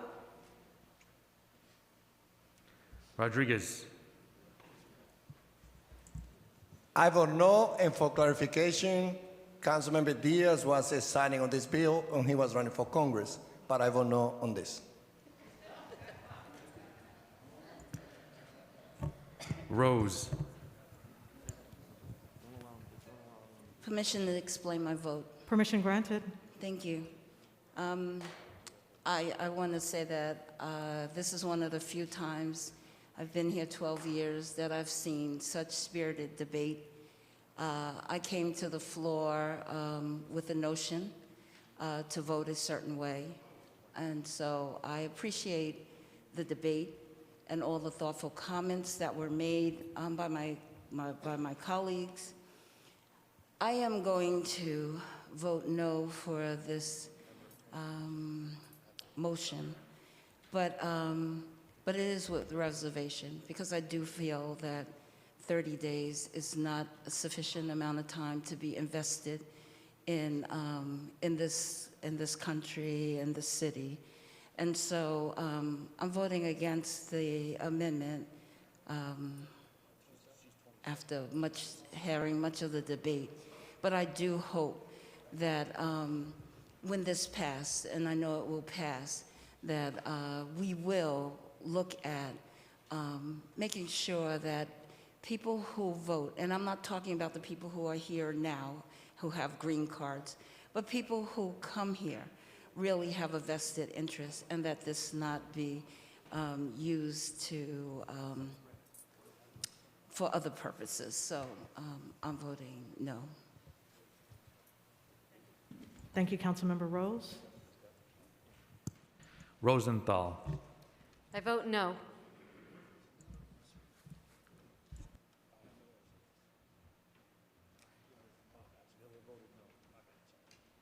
Salamanca. I vote no. Traeger. I vote no on the motion. Ulrich. I vote yes on the motion to recommit. Valone. Yes on the motion. Van Bramer. On behalf of the people of Woodside, Sunnyside, Long Island City, and Astoria, and in memory of my grandmother, I am proud to vote no. Vernikov. I vote yes on the motion. Thank you. Yeager. Madam President, may I be excused to explain my vote? Permission granted. Thank you very much. I appreciate it. You know, we don't get to debate often enough in the council, I believe. My colleagues who are here for 12 years probably agree with me. I'm only here 4 years, and I've had more debate when I was on a community board than I've had here. So I appreciate the chance to do this. I'll say a number of things. First of all, you know, this was a motion to send it back to a committee. It's not a motion about whether or not you want immigrants to vote or not vote or any of that. But it became important during the course of this debate that everybody has to discuss their personal story. So my story, because I've said this before on this floor, my father came here on a boat with his parents and his older brothers. My 4 grandparents, none of whom were born here, in various trips escaped the atrocities of Nazi Germany, from various places, from Poland, from Lithuania, from Russia. One of my grandfathers made his way from Russia over the water into Japan, where he was able to live for a few days, until he was able to move to China, to Shanghai, where he stayed for several years before being welcomed into the United States. They didn't have the right to vote. This is not about their right to vote. None of them have seen me be elected. They never missed an election, by the way, after they became citizens. But none of them saw me elected. They weren't alive. My grandmother was. She was actually my constituent until she passed away a year ago. So one of my grandparents did see it. It's an American dream, the right to vote. This debate now was not about the right to vote. It was about a motion to send it back to a committee. So what happens here in the council? We know the rule, because we've seen it for the last 4 years. I've seen it for a long time in politics. Whoever doesn't agree with you must be a racist. Must be. Has to be. You don't agree with me? You love white power. You has to be. You don't agree with me? You're a Trumpist. You don't agree with me? It's because you hate Latinos. 20 years ago, when I was working for the historic campaign of a candidate for mayor of New York who was of Puerto Rican descent, the gentleman who just referenced another member of this body's support for this bill was supporting the Jewish candidate 20 years ago, when I was supporting Fernando Ferrer and the gentleman was supporting Mark Green. Don't come here and tell us that we're racist because we don't agree with you. When have I ever said that to you? When has anybody who's on the other side of you ever said that to you or anybody else? It happens all the time. Mr. Speaker, you know you've seen it for the last 4 years. It happens all the time. Don't agree with me? You're a racist. You're a Trumpist. You're this, you're that. How about I just have a policy difference? How about I read the Constitution, I went to law school, just like the lawyers in this council, and I read the Constitution and it means something to me? No. Has to be we're racist. Has to be. You're leaving the council in 20 days. It's a chance to stand up and say, you know, maybe not everybody who disagrees with me is racist. I know not everybody who disagrees with me is racist, and I'll say that. So with that, I vote aye on the motion to send it back to the committee, which I'm proud to serve, and the council, which may hear it next year or may not, but I'm thankful to my neighbors for sending me back here to do their work. Thank you. Thank you, Councilmember Yeager.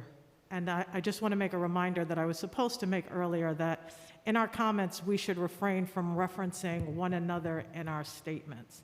So let's continue to, I mistakenly did it as well, but we should not mention either of us by name because we can't continue a continuous debate. Councilmember Barella, you were going to speak? Oh, you were just stretching. I'm sorry. Okay, yes. Brooks Powers.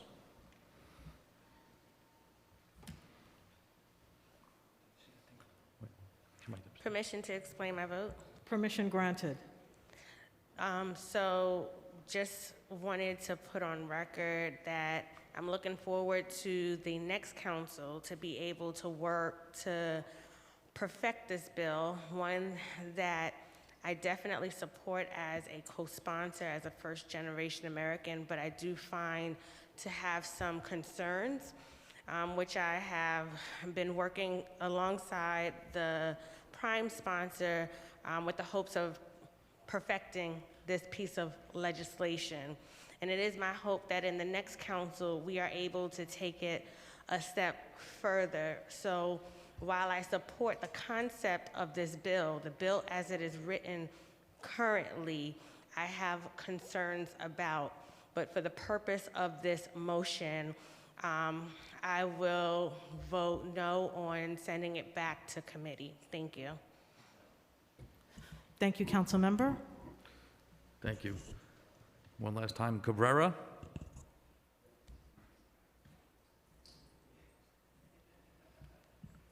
Levine. Microphone, council member, please. Vote no on the motion. Thank you. Moya. I vote no on the motion. Thank you. Perkins.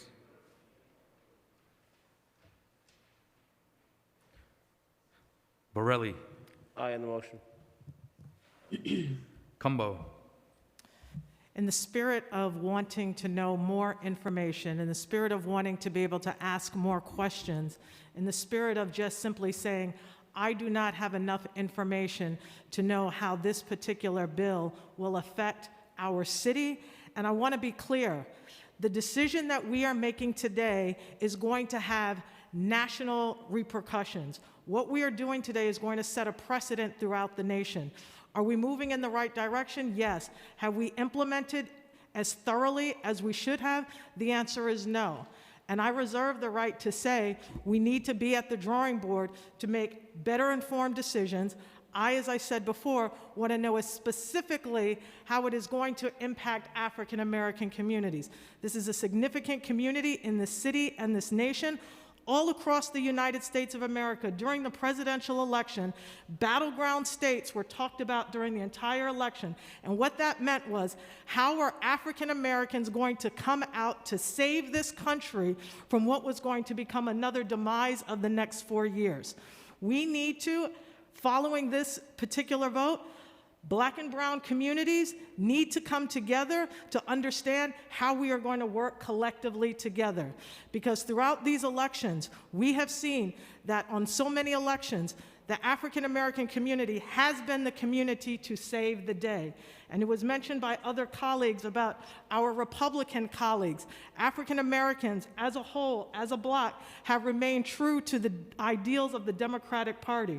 We have to make sure that we work together collaboratively, that we make sure that Black and brown communities understand that we have had many of the same experiences in this country and that we have to work collaboratively and together. We saw in the presidential election that many other ethnic groups voted Republican, jeopardizing the entire future of this country by voting Republican. No offense to my Republican brothers and sisters here, but I just want to be I just want to be clear here that my concern is how this is going to impact African American communities. We can't leave that up to circumstance. It's not a coincidence. We can't just let whatever happens, happens.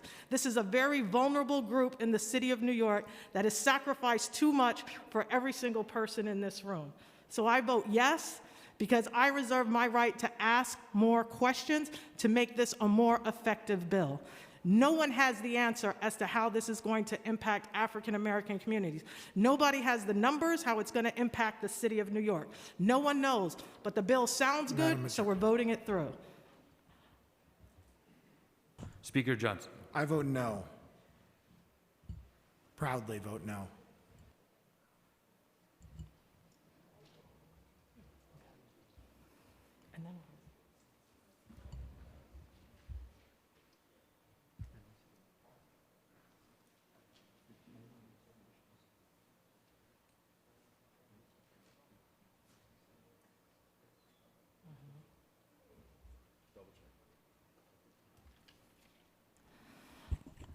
By a vote of 14 in the affirmative, 35 in the negative, and 0 abstentions, the motion is defeated. Thank you, Madam Majority Leader. The council will now consider the separate vote on Introduction 1867A. At this time, I ask the clerk for a roll call vote on Introduction 1867A as it was amended by the Committee on Governmental Operations, the bill we were going to vote on today. Before we have this debate, I am requesting a roll call vote, since it was decoupled, a roll call vote on that bill. Thank you.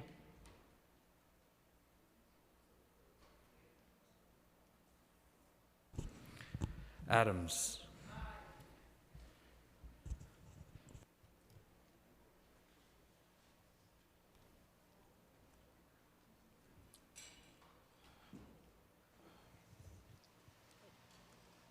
I vote aye. Thank you. Ayala. I vote aye.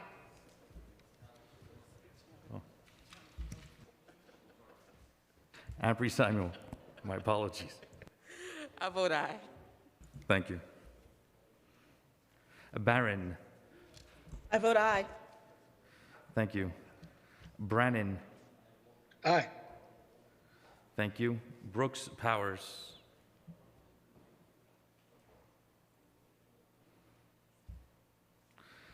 Caban.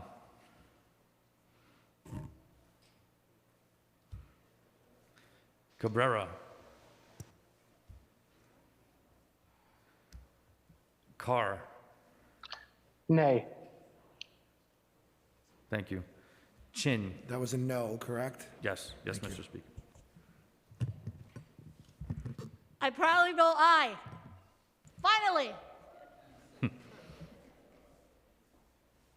Cornegie. Permission to explain my vote. Permission granted. As I stated at the beginning of this debate, I was an original sponsor on this bill. I asked for, I voted yes on the motion to recommit because I think that there's much more work that could be done on the bill. I will be voting yes with a reasonable expectation that as we move forward and we discuss issues around voter disenfranchisement in the Black community, as we support or don't support Stacey Abrams as she fights for voter rights for Black people, as we continue to fight for the full restoration of the Voter Rights Acts that were put in place for Black communities, that I can get the same support going forward. Now, I won't be a member of this body, but that fight for myself and my family will never stop because I think it's essential and it's part and parcel about true democracy in the city. So my vote is yes, with a reasonable expectation that everybody on this body, all my progressive colleagues, will stand in solidarity with me as I fight for full restoration of the Voter Rights Acts, as I fight for an end to voter disenfranchisement across the country as it relates to Black people. Thank you, I vote aye. Thank you. Dharma Diaz. I vote aye, but I'd like to explain my vote or just make a comment, if that's okay, Majority Leader? Yes, ma'am. I want to begin by thanking you all for this healthy conversation. As a community advocate who's worked with many residents that would have liked to have been able to vote, it's a historic day. As for African Americans, I've made it my business to take time to go down south, to take that walk, to try to have a better understanding. As a Puerto Rican, as a woman, I get it. To the nonprofits that are out there that by my accord abuse of residents, today's a new day. It was hard for me to walk the walk and canvas and hear my people that advocated with me for over 20 years when I had to cross the street from City Hall advocating for new schools to tell me that they were not a deciding factor on who they supported at the hierarchies in their organizations made that decision for them. I hope they understand. Para mi gente, quiero que entiendan que hoy es un día bien difícil para nosotros. Hoy, como concejales, pero que entiendan los residentes que el poder es de ustedes, que no se dejen de abusar más nada, ¿ok? De lo que deciden por ustedes. Su sudor vale algo. Thank you. Gracias. Ruben Diaz.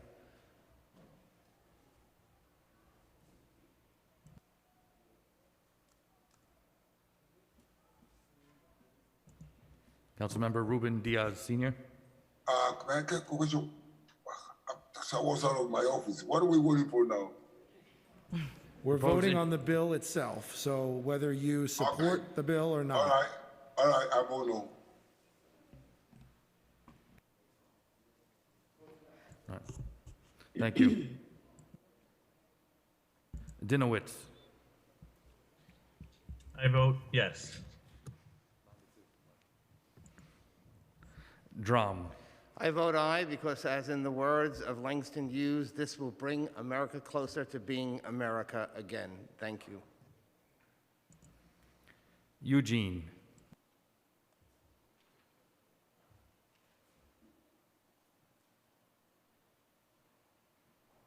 I vote aye. Thank you. Feliz. I vote aye, and briefly, I just feel compelled to say that we've seen and heard different perspectives from people of all backgrounds. I just feel compelled to say that we shouldn't throw the word racism anytime that we have a disagreement with others, regardless of how difficult the issue is. Thank you. Thank you. Gennaro. I vote no. I wish to be associated with the comments of Councilmember Feliz. I vote no. Councilmember Gennaro, can you clarify that? You have your vote? Oh, I'm saying that I'm voting no on the bill. Thank you. But I want to be associated with the comments of Councilmember Feliz. I agree with his comments, but I'm voting no on the bill. Got it. Thank you. Gibson.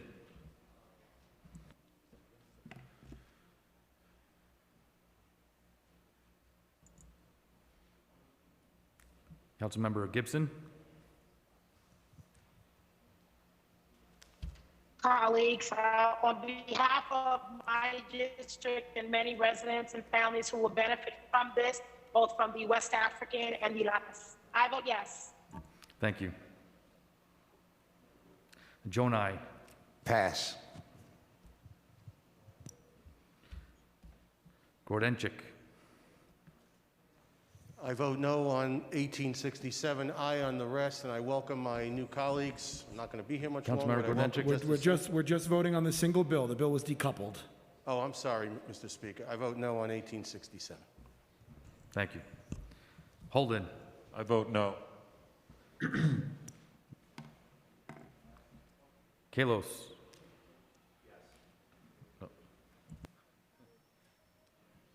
Yes. Thank you.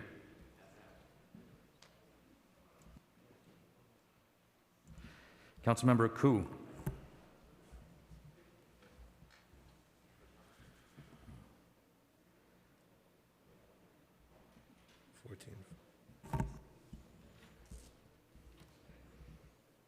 Councilmember Koo.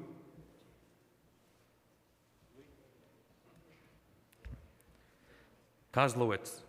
No.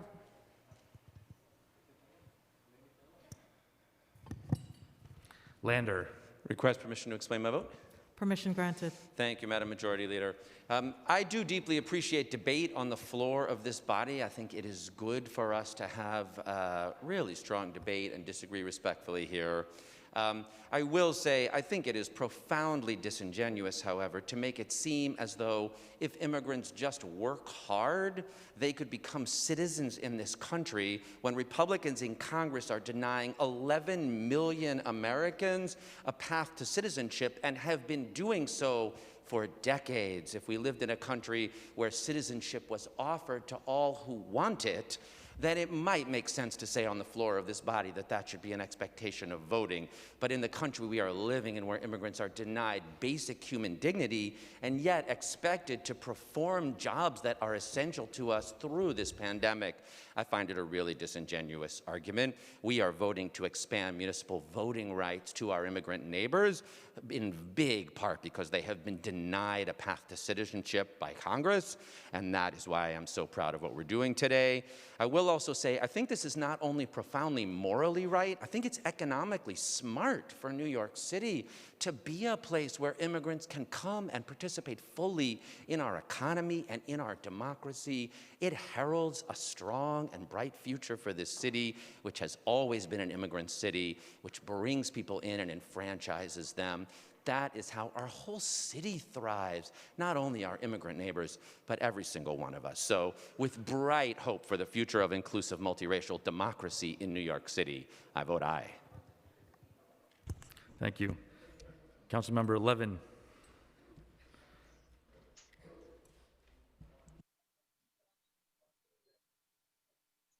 I vote aye, proudly. Levine. I vote aye proudly. Thank you. Lewis. I vote aye. Thank you. Mizell. Hang on, Councilmember. No. Thank you. Menchaca. Permission to explain my vote. Permission granted. Thank you, Majority Leader, and thank you to this incredible council.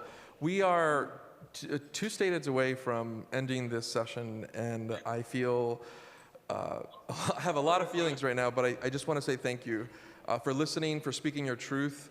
I hope that you feel heard, and I know that we don't always agree, but I want to get to the core of so many pieces that I heard that I felt were connected to things like fear. That is what will prevent us from moving forward as one city, our city, our vote.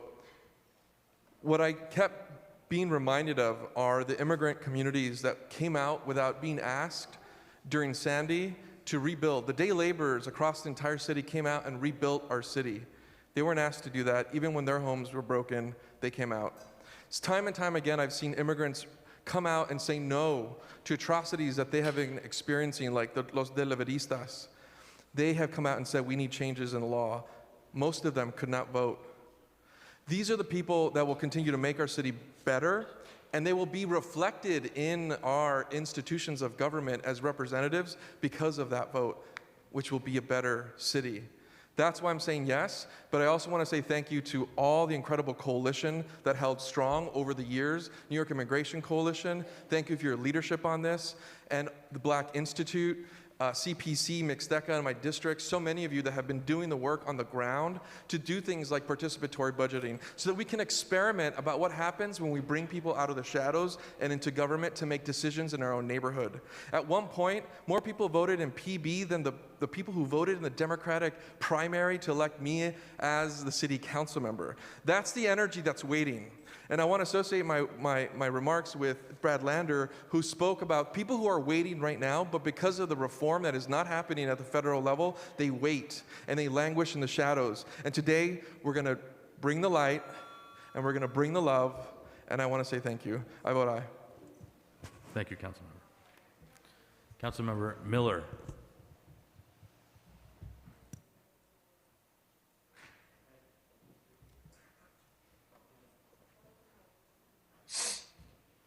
Councilmember Miller only on introduction 1867A.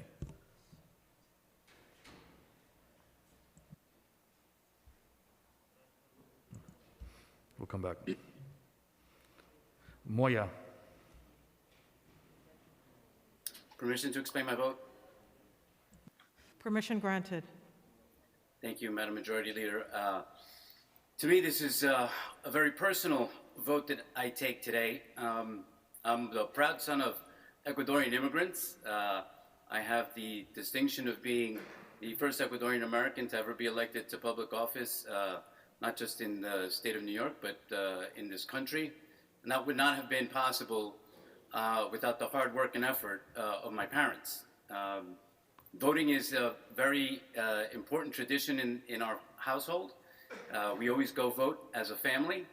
And there's always been one family member that's never had the opportunity to vote for their son, and that's my mom, who's right here. And this is going to be for the woman that has given me the opportunity to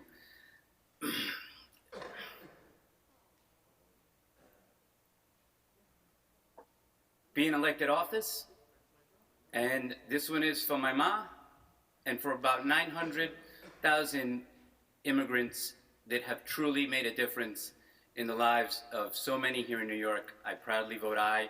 This is for my beautiful mother, who will get to vote for her son. Again, thank you so much. Thank you, Councilmember Moya. Hi, Mom. Thank you. Perkins. Powers. I vote aye. Congratulations, everyone who will now be able to participate in very important decisions about the city's future. I vote aye. Thank you. Reynoso. Pass.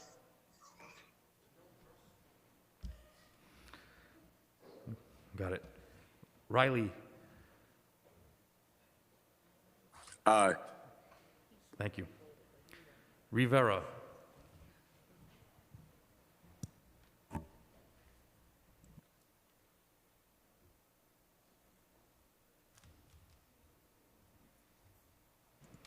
Rodriguez.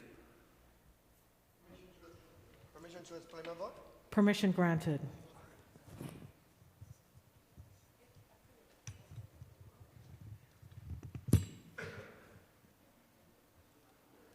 We will not be here without Speaker Johnson and his team. Thank you to him, to the great Chief of Staff, Jason, Jim, Kelly, Jeff. I want to also thank my colleagues at the council who are sponsoring today's legislation, specifically Councilmember Danny Drum, Councilmember Margaret Shane. We are the three lead prime of this bill because we've been there since 2009. I was so lucky to join the council without waiting for January to be swearing. I took office immediately, and this was one of the first bills that I signed when you were the lead prime. So for me, this is a trend that has never stopped. This is the trend that started with Councilmember Barron, Councilmember Perkins. There were two great Afro-American leaders who led this fight, and we just follow them. So thank you. I also want to thank everyone, especially all the colleagues here, especially Councilmember Fernando Cabrera, the chair of the Government Operation Committee, because of his leadership in his committee and all the members of that committee. Yesterday, we passed it, and then we are here.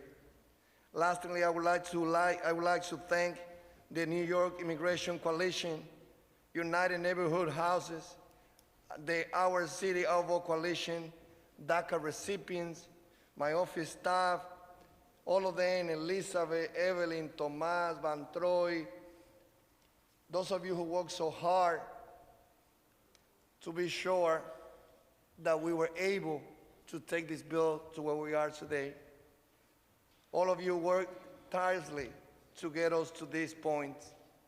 It is not secret that today inside these chambers, the New York City Council is making history. Many other cities across the nation as well as abroad are watching this meeting today.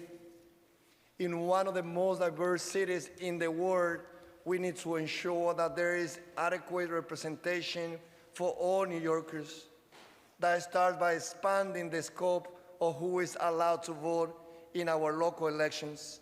Intro 1867 will allow lawful permanent residents in New York City to vote in municipal elections. That includes immigrants who have green cards, working authorization, DACA recipients, TPS. The Our City Our Vote campaign has been about giving a voice to the voiceless. I know what it is like to feel like you live in the shadows, working as a dishwasher, taxi driver.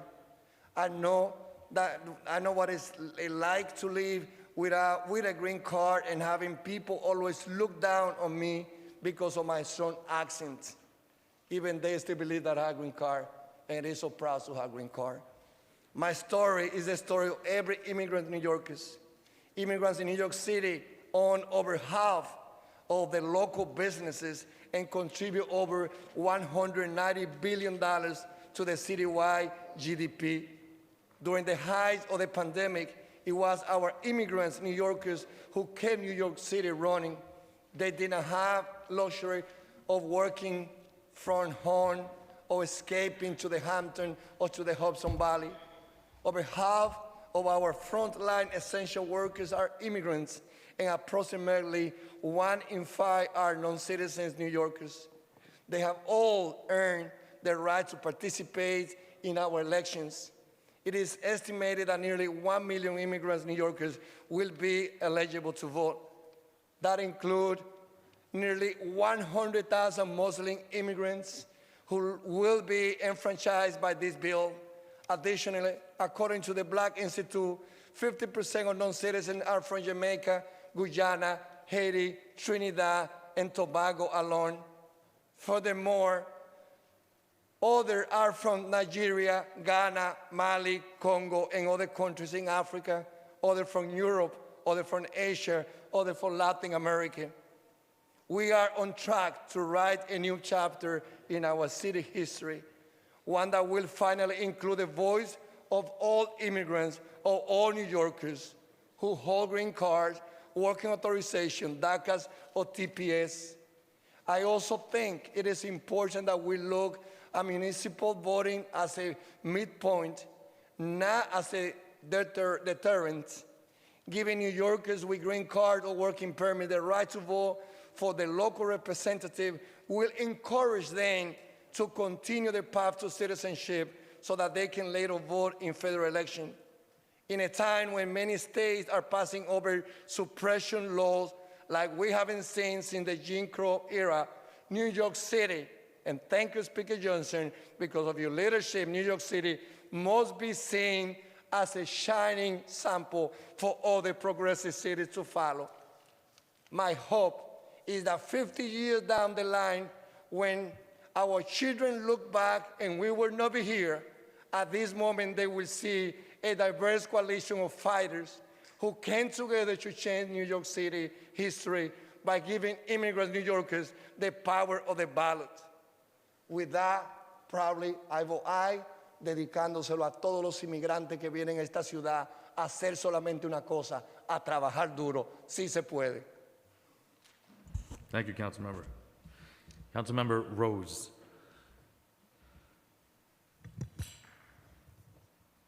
Thank you. I vote aye. Thank you. Rivera.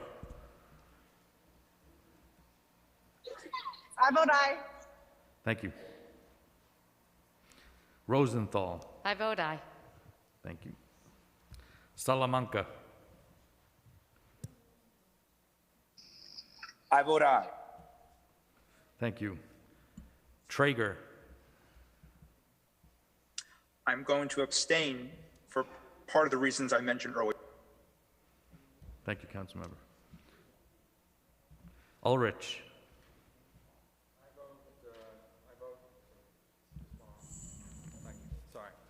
Thank you. I vote no on introduction 1621A, 1867. Just voting on the single bill right I now. apologize. Thank you. I was on a candy run and I didn't hear that announcement. So I do have Reese's Pieces. If anybody's interested, I have low blood sugar. Just let me know. If you're diabetic, stay away. All right. So this is just on the Adonis. Yeah, I vote no. Okay. All right. Thank you. Sorry. Thank you. Vallone. No. Van Bramer. One of my proudest aye votes. I am very proud to vote yes. Thank you. Vernikov. I vote no. Thank you. Councilmember Yeager.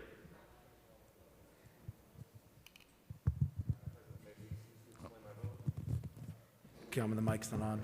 Madam President, may I be excused to explain my vote? Yes, sir. Go ahead. Thank you. Thank you, Mr. Speaker.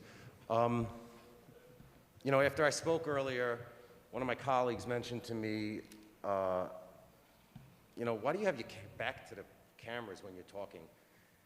And it dawned on me as I listened to the remainder and I've reflected on the last 4 years about how frequently we speak for the cameras here. Not me. I don't. I turn around. I've made it my point since we got back into this chamber is always to face my colleagues. I'm not talking to the press. I'm not talking to the viewer at home. I'm not talking to the clerks. I'm sorry that I always turn my backs on you. I'm not talking to the president of the council. I'm talking to my colleagues here. That's what we've been doing. We're a legislature. We debate. And, you know, as I watch a lot of the performance, I haven't performed. My point when I make a point is to speak to my colleagues, try to convince you I'm right. Sometimes you agree with me, most of the time you don't, that's okay.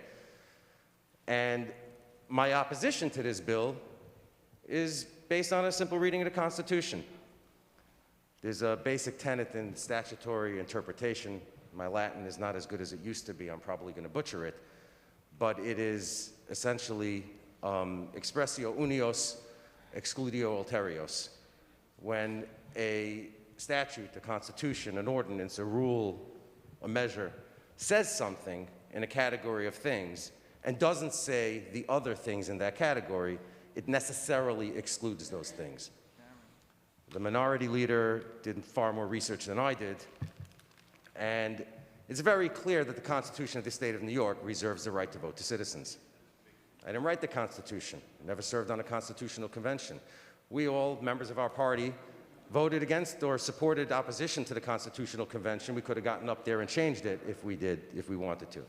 That's what the Constitution says. As I said at the committee a few days ago, if we want to change and bring more people to enfranchisement with the right to vote, then there's a way to do it.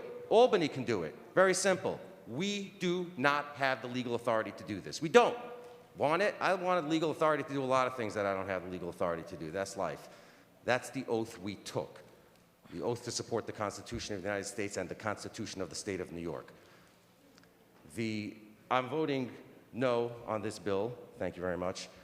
And I do that with respect to the colleagues with whom I've served for the last 4 years, with respect to Mr. Speaker, with respect to the President of the Council, and even with respect to the sponsor of this bill. No matter what he says, I will still have respect for him. But the discourse here today, I think, is something that we all ought to recognize is not how a body should be. It's not what this body should be, and it's unfortunately something we've seen far too often. Thank you very much, Madam President. Thank you. Thank you. Brooks Powers.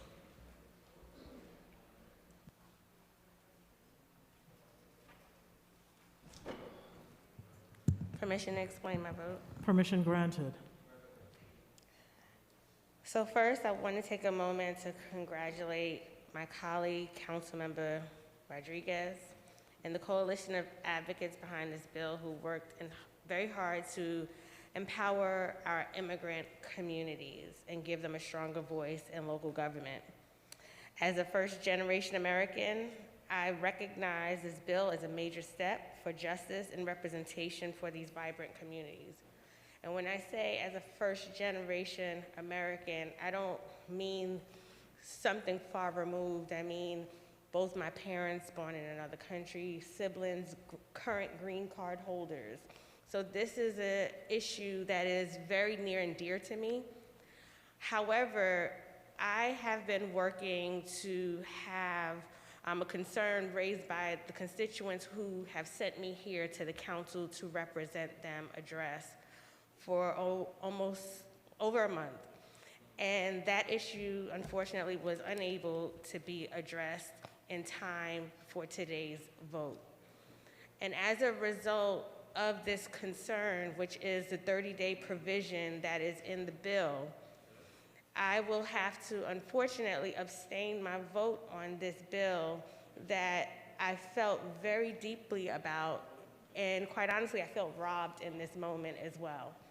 But I am looking forward to taking up the mantle that my colleague is leaving behind to perfect and improve this bill in the next council, where we can address the many concerns that were raised. It's unfortunate, but this is a this is where we can be able to improve the council in terms of our process and our ability to talk with one another about issues and really sharpen one another around these different nuances with legislation. And so that is truly a council I'm looking forward to serving in the next council. Thank you so much. Thank you. Thank you. Kaban.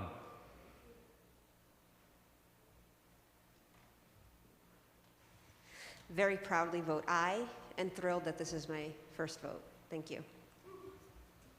Thank you. Cabrera.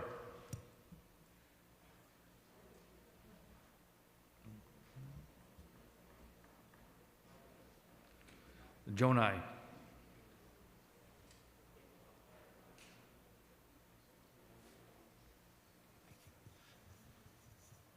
Permission to explain my vote?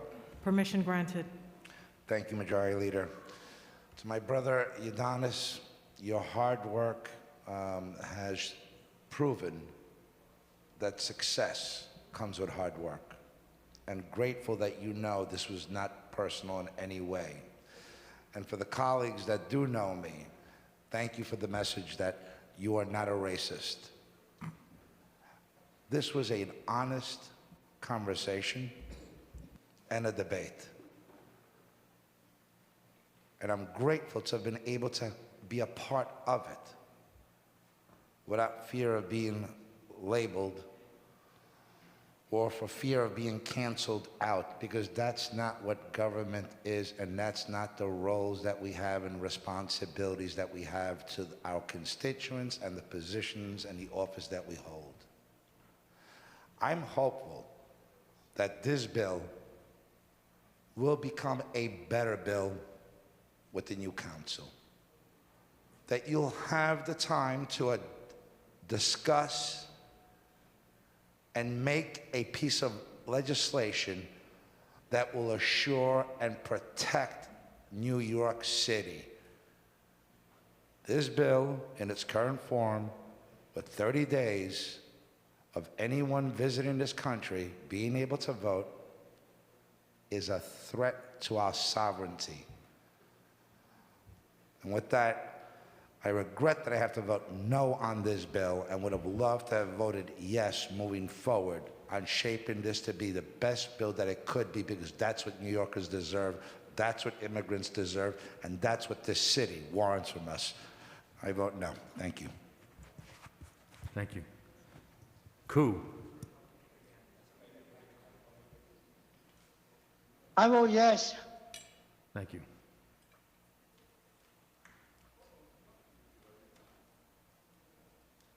Miller.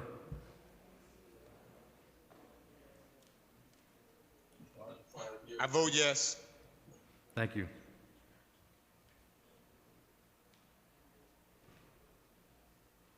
Reynoso. Permission to explain my vote? Permission granted.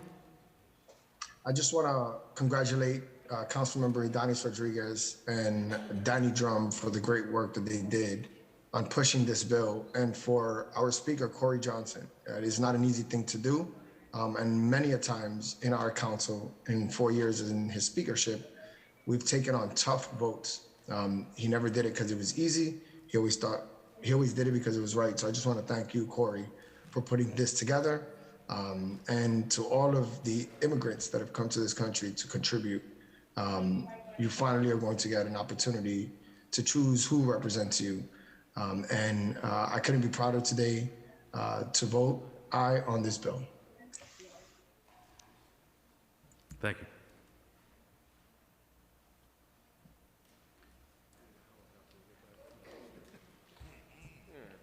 Borelli.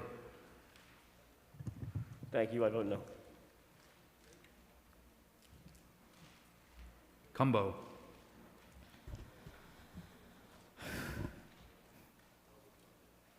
This is perhaps the hardest vote that I've taken since I've been in the council, and I just want to address, as we're not addressing members by name, it was mentioned here that many of the communities that will benefit are many of our African immigrants from the Congo, from Mali, from Nigeria.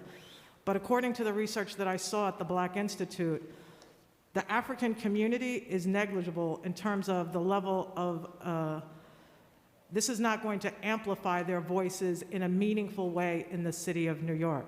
According to the Black Institute data that was also given to me, the top 3 ethnic groups that will benefit from this is the Dominican Republic, China, as well as Mexico. Those are the 3 groups that are going to benefit the most from this in a very substantial way. The other groups that my colleague mentioned are not even in the top 10. And my concern, again, is how the African American community will fare in a situation where our numbers are not amplified in any meaningful way. So I continue to be concerned about that. At DEM conference, I also mentioned, just honestly speaking, you know, this is a conversation that the Black and Latino community has to have. It has not happened because it's not politically correct, but it's a conversation that needs to happen. I continue to remain concerned, as I read in DEM conference, about during the presidential election, how many of our Latino brothers and sisters voted Republican for President Trump. That concerns me of activating this particular bill because of that reason. I understand that's not politically correct. I understand that people are going to have challenges with it, but I need my Latino brothers and sisters to know that they are African brothers and sisters. You are African, and we need to move forward collectively as African people and to stop the divisions. We are not black and brown. We are multiple shades of black. And I'm just going to conclude with that, and I'm going to say, on this bill, I vote no. I encourage the next council to vote on a bill that's better, that is more constructive, that brings all the different multiple perspectives into play, that answers key questions on how it's going to impact the city of New York and how it empowers all communities moving forward. Thank you so much. I turn it over back to Speaker Johnson.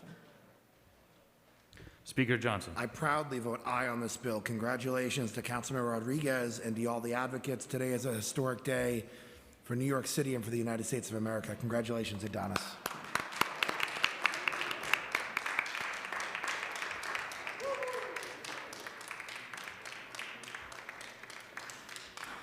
By a vote of 33 in the affirmative, 14 in the negative, and 2 abstentions, Intro 1867A is hereby adopted. Congratulations, Councilmember Rodriguez.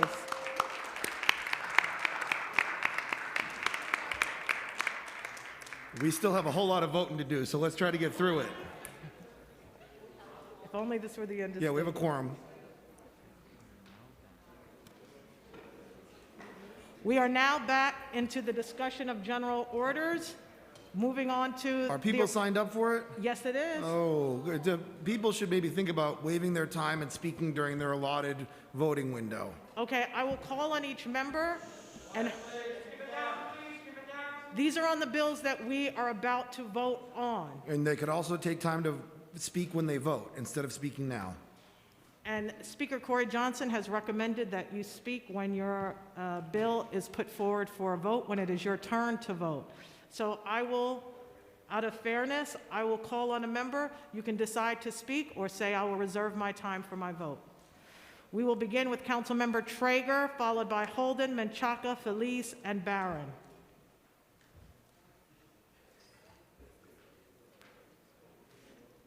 Councilmember Traeger? Majority Leader, I will. Thank you, Councilmember Traeger. Councilmember Holden. Good idea.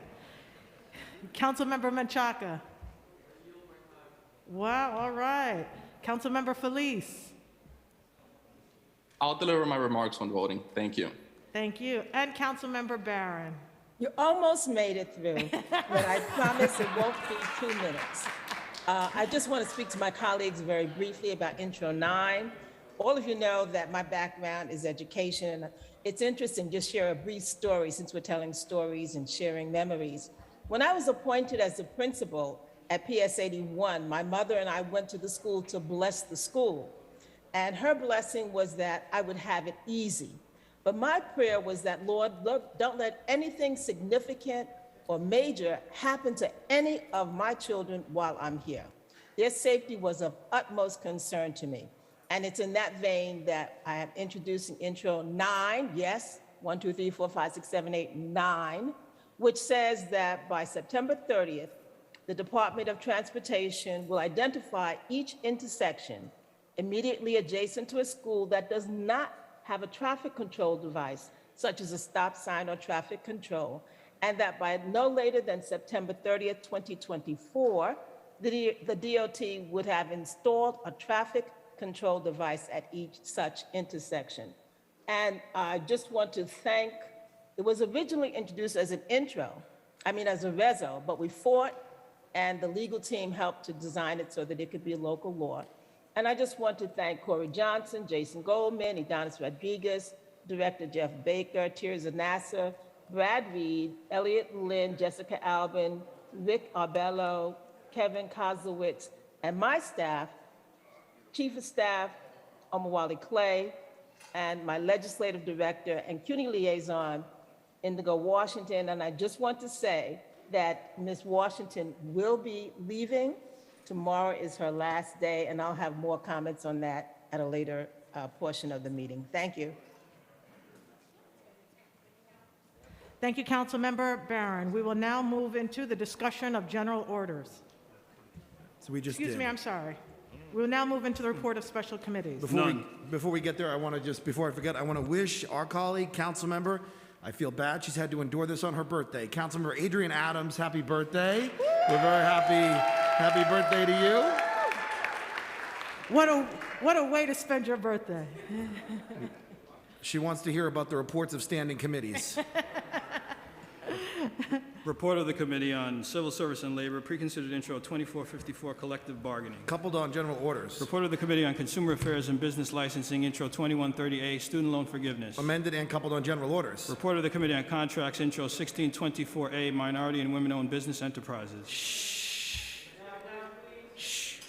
Amended and coupled on general orders. Report of the Committee on Environmental Protection, Intro 51A, Geothermal Exchange Systems. Amended and coupled on general orders. Intro 2425A, DEP Borough Commissioners. Amended and coupled on general orders. Intro 2460A, Environmental Remediation. Amended and coupled on general orders. Report of the Committee on Finance, Intro 1520A, Parking Violations Bureau. Amended and coupled on general orders. Intro 2458, Business Improvement District. Coupled on general orders. Preconsidered Reso 1839, Transparency Resolution. Coupled on general orders. Preconsidered LU 939 and Reso 1841 through Preconsidered LU 943 and Reso 1845 Tax Exemptions. Coupled on general orders. Report of the Committee on Fire and Emergency Management, Intro 1949A, Emergency Plan. Amended and coupled on general orders. Report of the Committee on General Welfare, Intros 147A and 2176A, Supportive Housing. Amended and coupled on general orders. Report of the Committee on Governmental Operations, Intro 1621A, Nuclear Disarmament Advisory Committee. Amended and coupled on general orders. Intro 2459A, Office of Information Privacy. Amended and coupled on general orders. Report of the Committee on Health, Intro 1625B, Non-Surgical Contraception. Amended and coupled on general orders. Report of the Committee on Housing and Buildings, Intro 2309A, Short-Term Rentals. Amended and coupled on general orders. Report of the Committee on Land Use, Intro 2443A, Joint Living Work Quarters for Artists. Approved and laid over. LU 899 through 904, 175 Park Avenue, and LU 906 and 907, 250 Water Street. Approved with modifications and referred to the City Planning Commission pursuant to Section 197D of the New York City Charter. LUs 914 and 915, Special Brooklyn Navy Yard District, and LUs 918 and 919, Soho NoHo Neighborhood Plan. Approved with modification and referred to the City Planning Commission pursuant to Section 197D of the New York City Charter. LU 922, Bed-Stuy East in Weeksville Mosaic. Coupled on general orders. LU 923, Health and Fitness Citywide Text Amendment. Coupled on general orders. LU 924, Fresh 2 Zoning Text Amendment. LUs 925 and 926, 10316 Van Wyck Expressway Rezoning, and LUs 929 and 930 River Ring. Approved with modifications and referred to the City Planning Commission pursuant to Section 197D of the New York City Charter. LU 931 and Reso 1848 Stapleton Beacon Article. Coupled on general orders. LU 932 through 936 River Ring. Approved with modification to refer to the City Planning Commission pursuant to Section 197D of the New York City Charter. LU 937 and Reso 1849 Beach 79 Self-Storage Rezoning. Coupled on general orders. LU 938 16005 Archer Avenue. Approved with modifications and referred to the City Planning Commission pursuant to Section 197D of the New York City Charter. Preconsidered LU 944 and Reso 1850 New York City Law Department office space. Coupled to be filed pursuant to letter of withdrawal. Preconsidered LU 945 and Reso 1851 through Preconsidered LU 946 948 and Reso 1854, school facilities. Coupled on general orders. Pre-considered LU 949 and Reso 1855, Coney Island Amusement Park. Approved and laid over. Pre-considered LUs 950 and 951, 79 Quay Street. Approved with modifications and referred to the City Planning Commission pursuant to Section 197D of the New York City Charter. Pre-considered LU 952 and Reso 1856, and pre-considered LU 953 and Reso 1857, 31st Street and Hoyt Avenue rezoning. Coupled on general orders. Pre-considered LU 954 and Reso 1858, and pre-considered LU 955 and Reso 1859, 4520 83rd Street. Coupled on general orders. Pre-considered LUs 956 and Reso 1860, and LU 957 and Reso 1861, 1 Wythe Avenue. Coupled on general orders. Report of the Committee on Mental Health, Disabilities, and Addiction, Intro 2141A, removing outdated clinical language. Amended and coupled on general orders. Intro 2442A, Office of Community Mental Health. Amended and coupled on general orders. Report of the Committee on Parks and Recreation, Intro 2366A, Tree Inspections. Amended and coupled on general orders. Report of the Committee on Public Safety, Intro 2297A, Police Department Qualifications. Amended and coupled on general orders. Intro 2440A, Civilian Complaint Review Board. Amended and coupled on general orders. Report of the Committee on Rules, Privileges, and Elections, M346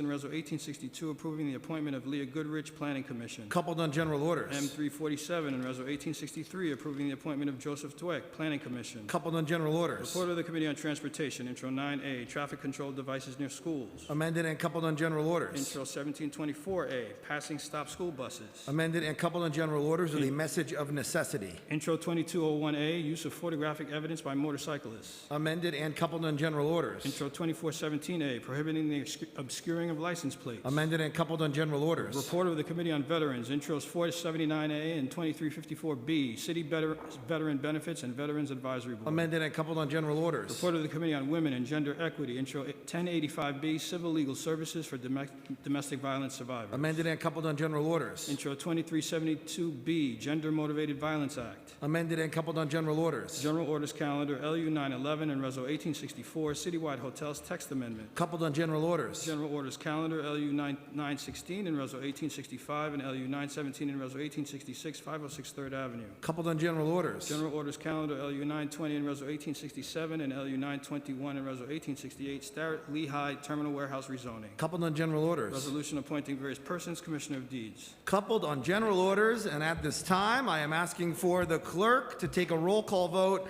on all of the items coupled on today's general order calendar. Let's get this done. Gibson. Mr. Speaker, thank you, Madam Majority Leader. I proudly vote aye on all of today's agenda items. Thank you so much. Thanks, Thank you. Vanessa. Adams. Permission granted. Because it's your birthday. Thank you, Madam Majority Leader. Thank you, Madam Majority Leader. Today, one of the many important bills we're voting on is Introduction 2440, my bill to empower the Civilian Complaint Review Board to initiate its own complaints and investigations for allegations of police officer misconduct.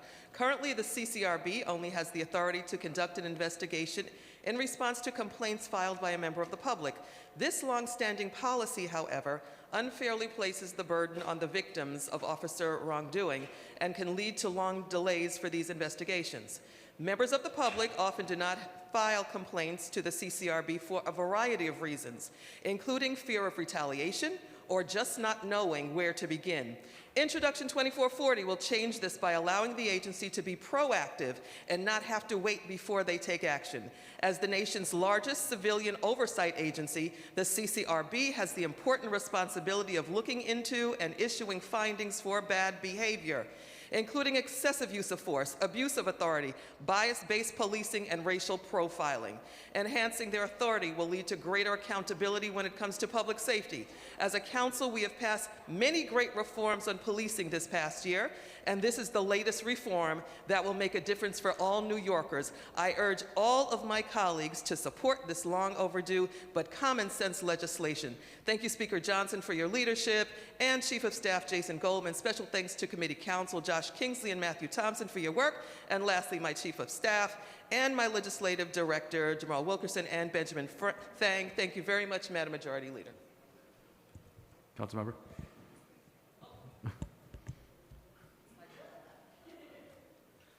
I vote aye on all. Thank you. Ampry Samuel. Ampry Samuel votes aye on all. Thank you. Ayala. Councilmember Ayala votes aye on all. Barron.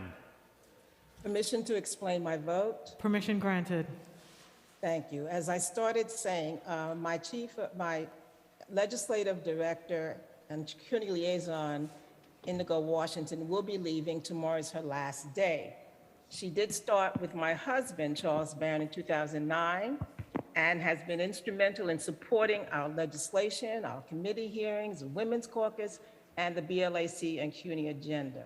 And most people will know that she's been quite instrumental in organizing and pushing for the union effort for staffing. She will be working with the incoming Senator Cordell Clear in Harlem, where she resides, and I just want to wish her the best as she goes through her new path. She's been very helpful all of this time, and we're going to miss her. Regarding my votes, I vote aye on all with the exception of 918, 919, and on which I'm voting no, and I abstain on 906, 907, 908, 909, 929, 930. And I vote no on 2440, which was just referenced.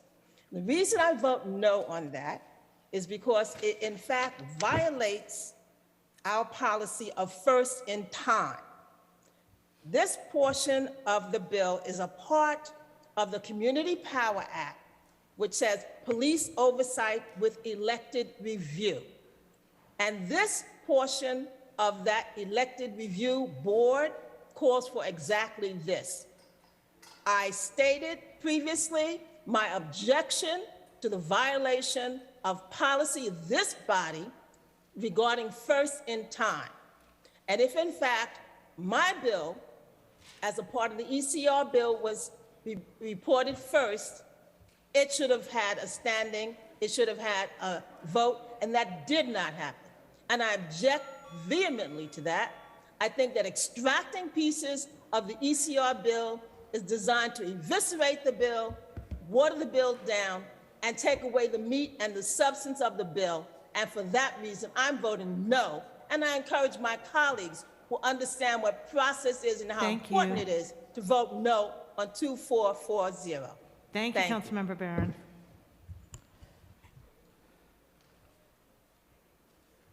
Brannan. Aye on all. Thank you. Brooks Powers.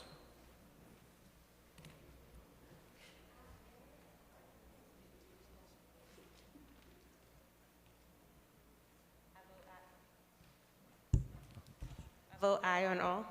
Thank you. Caban. Permission granted. Please come forward.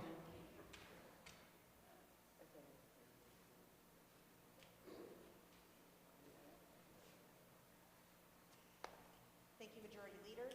Honored to be here at my first stated meeting. One moment, Councilman. Better? Great.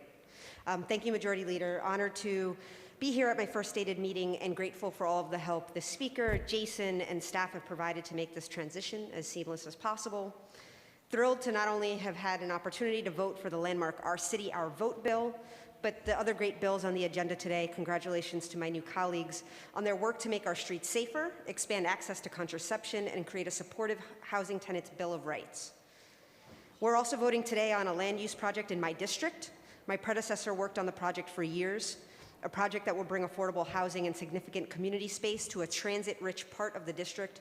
And while I came in the 9th inning of this project, in these final few days, we were able to get a commitment from the applicant to fund $250,000 of improvements to the playground across the street. Going forward, I'm excited to work on land use projects that further the vision of housing as a human right and universal public good, not a vehicle for the profits of developers and landlords. That's how we affirm the dignity and well-being of working-class New Yorkers and cultivate the strong community bonds that are the cornerstone of true public safety. So I vote aye on all with the exception of Intro 1724A, in which I vote no. Thanks. Thank you.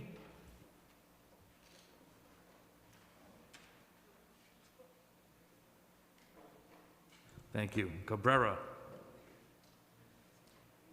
Carr. I'm going to be voting no on introduction 1621A, 2309A, 2440A, and M346 with accompanying resolution 1862, and then aye on the rest. Thank you. Chin. Councilmember Chin votes aye on all. Cornegie. I vote aye.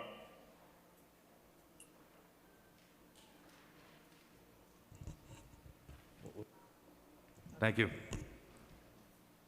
Dharma Diaz.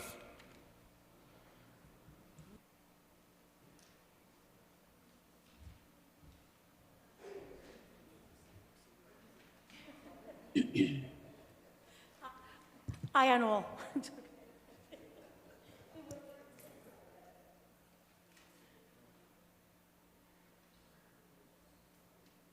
Thank you. Ruben Diaz Sr.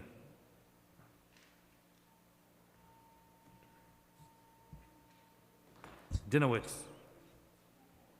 Permission to explain my vote? Permission granted.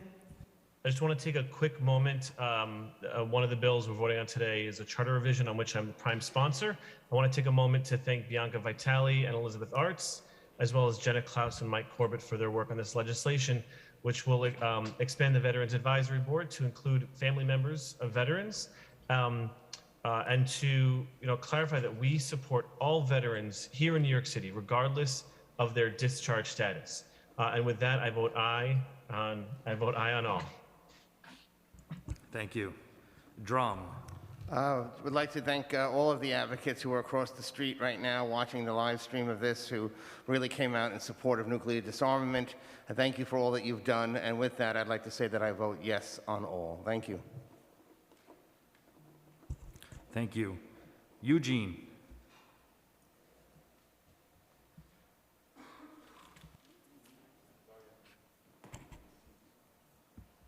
Riley. Aye on all.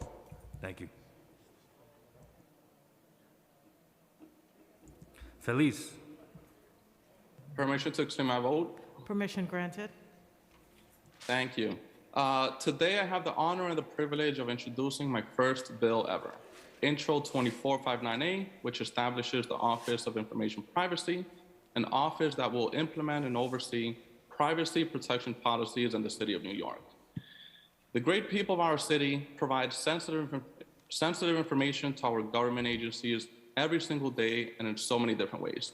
They do it when applying to our public schools, when they are obtaining healthcare services, and also even when they are seeking legal services. They provide their most private information. And also many of the agencies even share information to be able to quickly and effectively provide services. By creating the Office of Information Privacy, we will help make sure that sensitive information provided to our agencies is truly kept private. It'll also help ensure that people can continue to seek government services with trust that their private information will be kept private. For those reasons, I probably vote yes on my bill, Intro 2459A, and I encourage everybody else to vote yes as well. And I also vote yes on the rest of the bills. Thank you. Thank you and congratulations. Thank you. Thank you. Gennaro. Aye. Thank you. Jonai.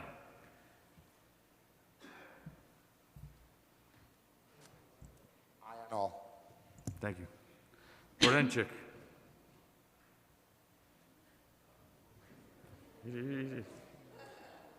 Not bad for an old guy. Aye on all. Thank you, sir. Holden. Permission to explain? Permission granted. First of all, I vote aye on all with the exception of Intro 2440, Intro 1763, Intro 2265, and Reso 976.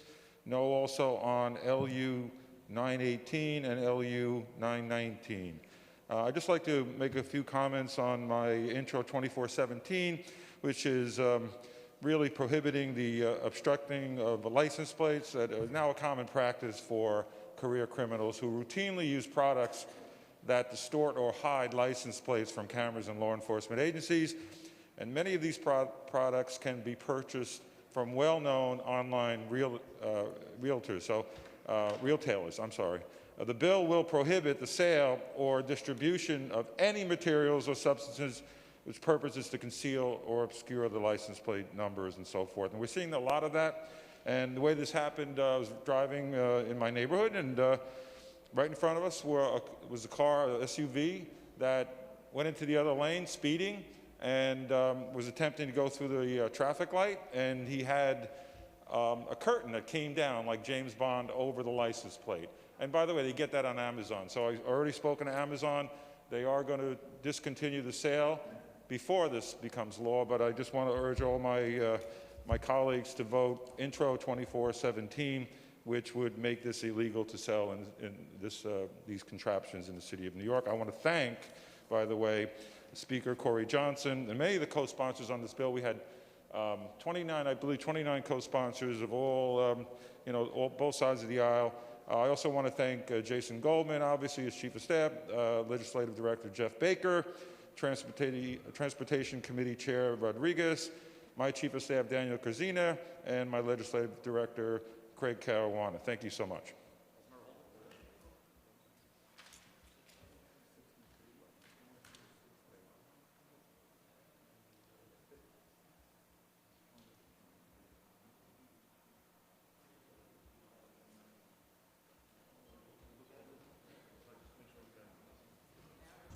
Kalos. Councilmember Kalos votes aye on all. Councilmember Koo. I vote aye on all. Thank you. Kozlowitz. Aye on all. Thank you. Lander. Request permission to explain my vote. Permission granted. Where'd Thank you go? I want to congratulate and welcome Councilmember Vanderkov, Carr, and Caban. Our city will be better service. Congratulations to Minelli. Debate and disagreement is good in a democratic body. I'm going to vote no on Intro 1724A. While motorists should never pass a school bus, mercifully, this behavior has not been linked to serious injuries or fatalities in New York City. And I'm concerned about the potential of this bill to open up the possibility of the privatization of enforcement and the expansion of fees and fines for revenue purposes. In Suffolk County, where this bill was implemented, 45% of the fee revenue collected went to the vendor. I care a lot about and believe we should engage in automated enforcement, but I think we have to be really judicious in how we do it. I'm also very enthusiastic about the nuclear disarmament bills. Congratulations, Danny Drum. I pledge as New York City Controller to work with this community and explore divestment of the New York City pension funds from the sale and development of nuclear weapons. I vote aye on the rest. My apologies. Councilmember Lander, can you repeat that? My apologies. No on 1724, aye on the rest. Thank you, sir. Thank you. Levin. Permission to explain, Madam Majority Leader?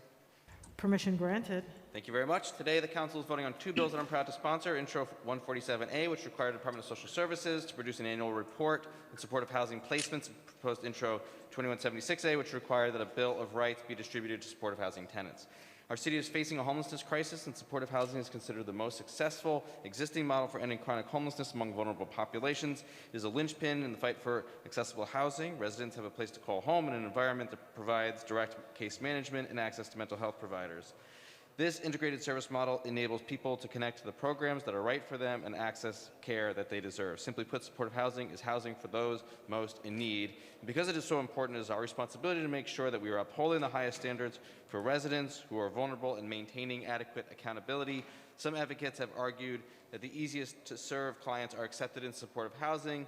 when we need to be targeting our approach to house those most in need of care. Intro 147A will require DSS to produce an annual report on the number of individuals eligible for, referred to, accepted, and rejected for supportive housing placement, and the reason the client has been rejected for placement.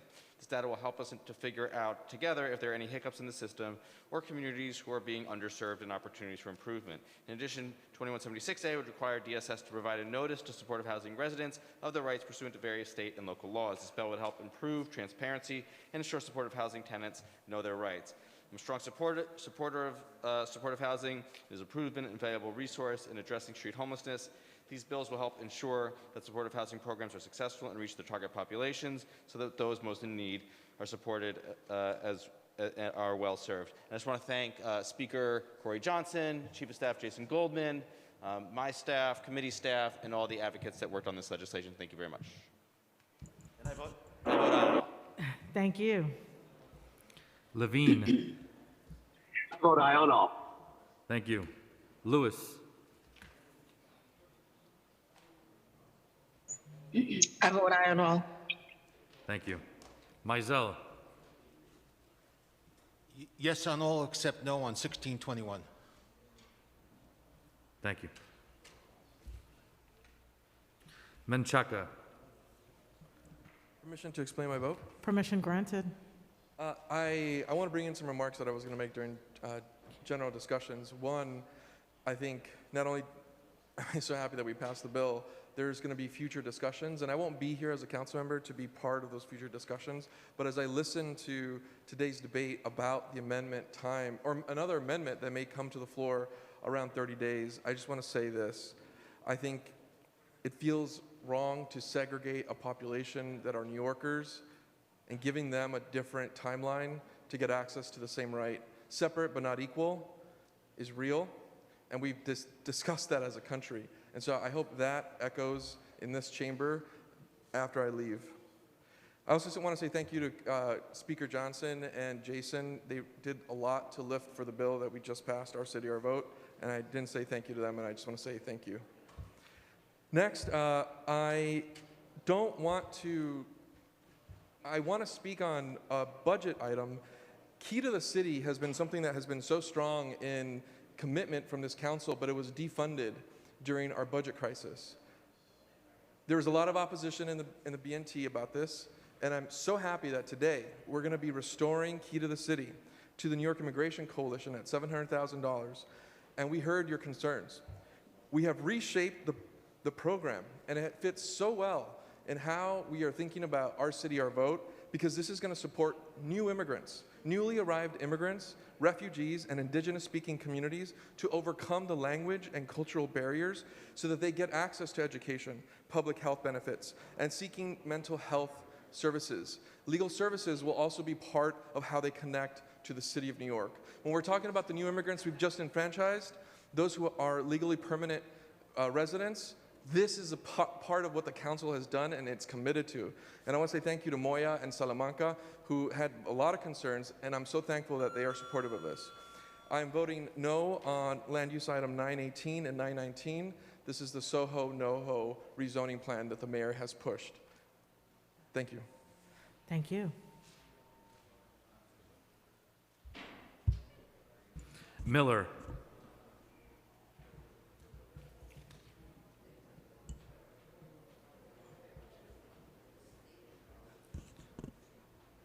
Moya.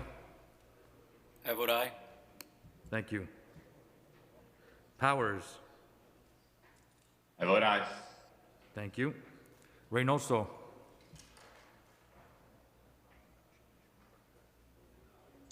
I vote aye on all. Thank you. Rivera.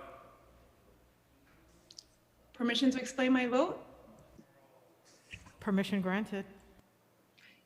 Thank you for the opportunity to speak with you today to make history and take care of our neighbors. I'll probably be voting aye on all of the bills, and especially proud to bring municipal voting to New York City. In everything I do, I prioritize building a future for New York City that is safe, equitable, and inclusive. I have several pieces of legislation before the body today that help achieve that goal, and to be introducing three new bills that will create big positive change for New Yorkers. The first bill, known as the LARC bill, that we have voted on today, it requires city health clinics to provide long-acting reversible contraception, or LARC, to all New Yorkers regardless of ability to pay, making New York City the leader in access to reproductive health care that we know we are. In acknowledgement of our nation's history of forced sterilization, specifically in the Puerto Rican community, this bill also mandates DOH-MH provide culturally sensitive education on LARC options, because true access includes informed decision-making. Introduction 2372B, my bill with the phenomenal Councilmember Sylvina Brooks Powers, offers a path to healing for survivors who have been failed by the very institutions tasked to protect them, by creating a 2-year look-back window for survivors of gender-motivated violence to file civil actions against their assailants under the Gender-Motivated Violence Protection Act of 2000, even if the statute of limitations in the case has already expired. As New Yorkers, we pride ourselves on being ahead of the curve, but when it comes to codified language on disability, we are woefully behind. My other bill, Introduction 2141, removes clinically outdated derogatory terms from our city's health laws, replacing them with language that ensures the city can provide inclusive, person-first services to all New Yorkers. And finally, my last bill, 2201, brings a long overdue solution for bureaucratic challenges facing motorcyclists. I'm so happy and pleased that we're voting on these 4 bills today. Thank you to everyone who voted aye. I encourage the rest of y'all to do the same, and to sign on to the 3 bills I am also proudly introducing, including Hotels to Housing, a game-changing bill to increase our affordable housing stock. Thank you so much. I proudly vote aye. Thank you. Thank you. Councilmember Miller. Good evening. I will be voting aye on all with the exceptions of 1724, for which I will be voting no, and 2440, of which I will be abstaining. Thank you. Thank you.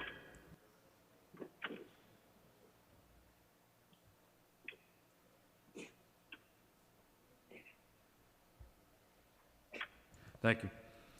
Rodriguez.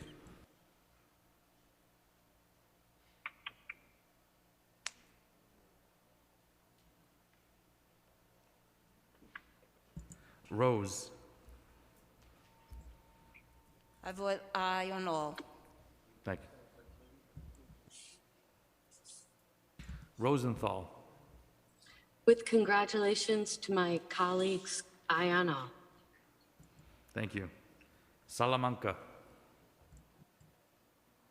Aye on all. Thank you. Traeger.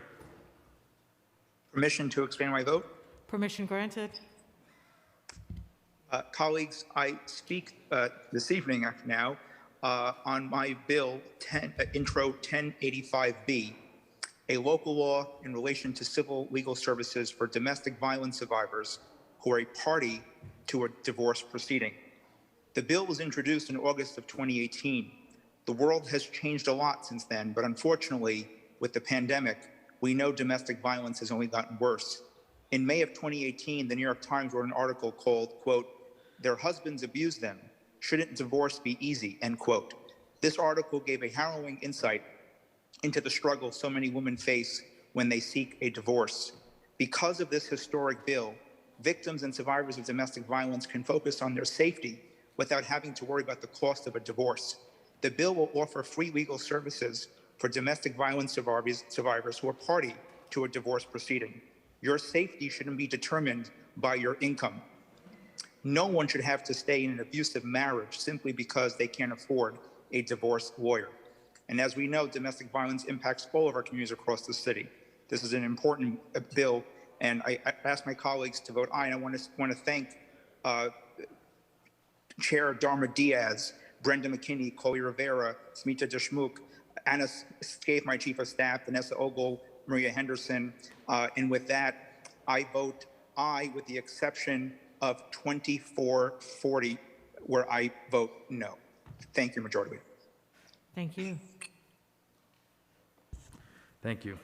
Ulrich. Madam Majority Leader, I'd like to vote aye on all with the exception of Introduction 1621A, 1867A, 2309A, 2440A, and M346 with accompanying resolution 1862, and aye on the rest, as I mentioned. Thank you. Thank you.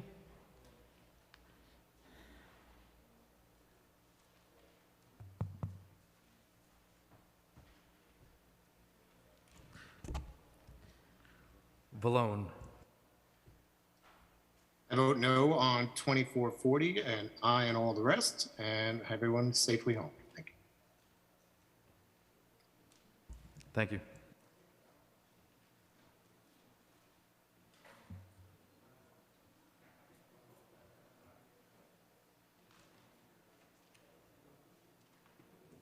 Van Bramer. Aye on all. Thank you. Vernikov. Madam Majority Leader, no on introduction 1621, 2309, 2440, and M346 with accompanying Reso 1862, and aye on the rest. Thank you. Thank you.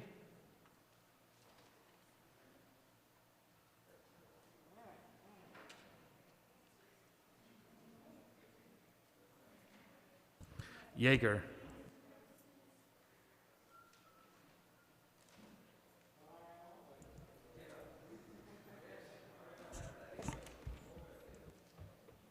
Madam President, may I be excused to explain my vote? Permission granted. Thank you very much. First, I neglected to say publicly what I've said privately. Just a welcome to my new colleagues, our new colleagues, Councilmember Caban, Carr, Vernikov, with whom I share a large border. I look forward to working with you all. You know, I look around the room, and it's, is that clock right? It's 5:50, and you know, there was a member of this body once who suggested that that council members ought to get paid overtime for working. I don't agree with that, by the way. I disagree with that. I disagree with that. Council members should not get paid overtime. To be clear, that's my position. That council member is not in the room now because they're busy outside doing interviews, because that's the way they feel that their job is. Our job is in here or in our community, not shilling for the press and making our points for the camera and for the picture. Not you, Joe. Relax. I vote aye on all with the exception of introduction 2458. Very briefly, I typically vote against the increase of bid assessments because those are taxes. Those are taxes that have to be assessed on people who do business in those neighborhoods because the city refuses to provide the basic services that are necessary. Shouldn't be that way. People pay taxes, they ought to get the services, so I'm voting no on 2458. I'm voting no on 2440. No on LU 911 with accompanying resolution 1864. Voting no on introduction 2309 for the reasons I said at committee on that, I believe. I am voting no on introduction 2460. I am voting no on LU 918 and 919, LU 924, and I'm abstaining on introduction 1621 for the reasons I stated at committee. And I have one more no vote, excuse me.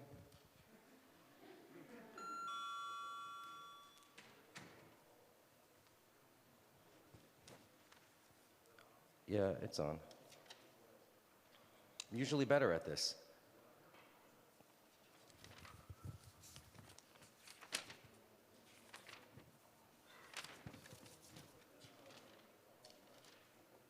I vote no on introduction M346 and accompanying resolution 1862. Thank you very much, Madam President.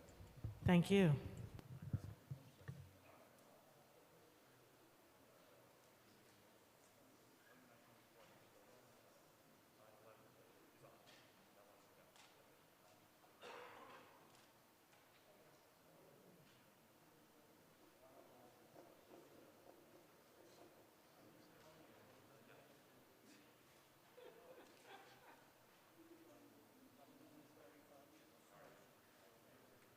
Borelli.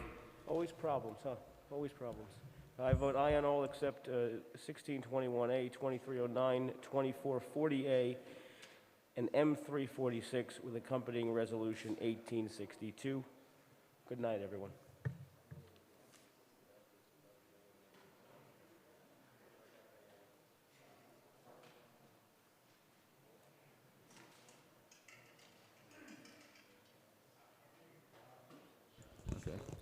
Last call, Cabrera.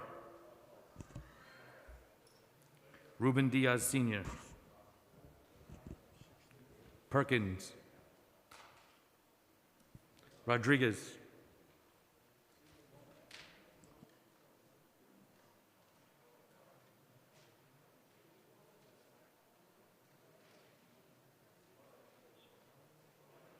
Eugene.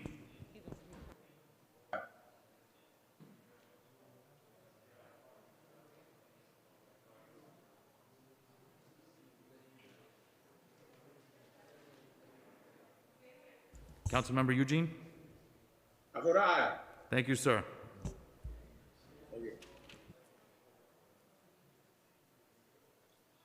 Cumbo. I vote aye. Speaker Johnson. I vote aye on all.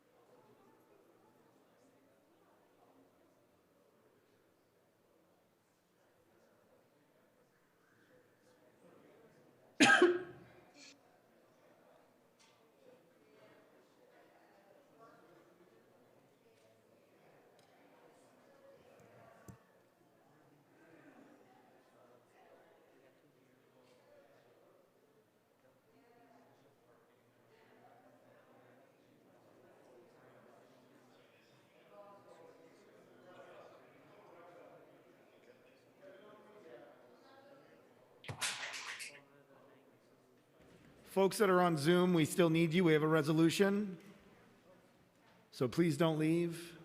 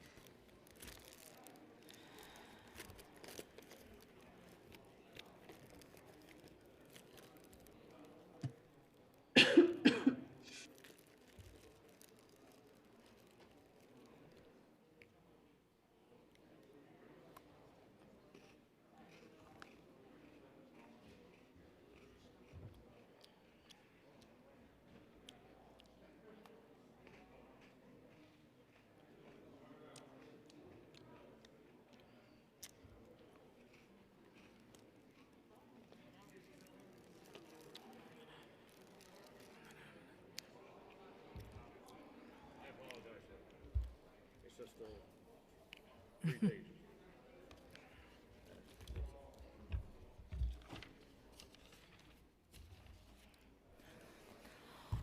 All items on today's order, excuse me, can we have quiet in the chamber? All items on today's general order calendar are adopted by a vote of 47 in the affirmative, 0 negative, and 0 abstentions, with the exception of Intro 2440-A, which was adopted by a vote of 37 in the affirmative, 9 negative, and 1 abstention. Intro 1621A, which was adopted by a vote of 41 in the affirmative, 5 negative, and 1 abstentions. And Intro 1724A, which was adopted by a vote of 44 in the affirmative, 3 negative, and 0 abstentions. And Intro 2309, which was adopted by a vote of 42 in the affirmative, 5 negative, and 0 abstentions. And M346 on Resolution 1862, which was adopted by a vote of 42 in the affirmative, 5 negative, and 0 abstentions. and Intro 2458, which was adopted by a vote of 46 in the affirmative, 1 negative, and 0 abstentions. And LU 911 and Resolution 1864, which was adopted by a vote of 46 in the affirmative, 1 negative, and 0 abstentions.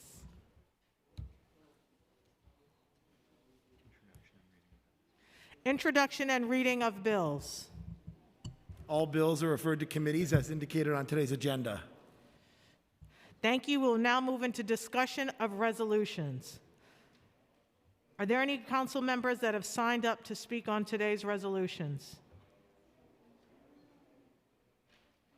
There are no members that wish to speak on today's resolution.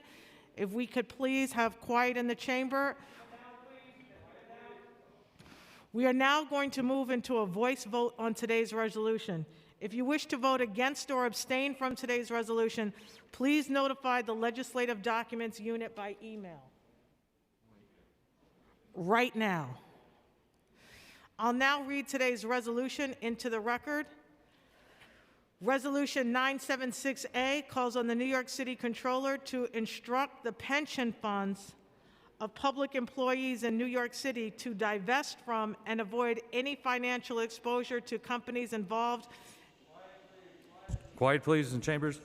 in the production and maintenance of nuclear weapons, reaffirms New York City as a nuclear weapons-free zone, joins the ICANN Cities Appeal, and calls on the United States to support and join the Treaty on the Prohibition of Nuclear Weapons. Will all those in favor please say aye? Aye. Aye. Aye. Aye. Aye. All opposed, say nay.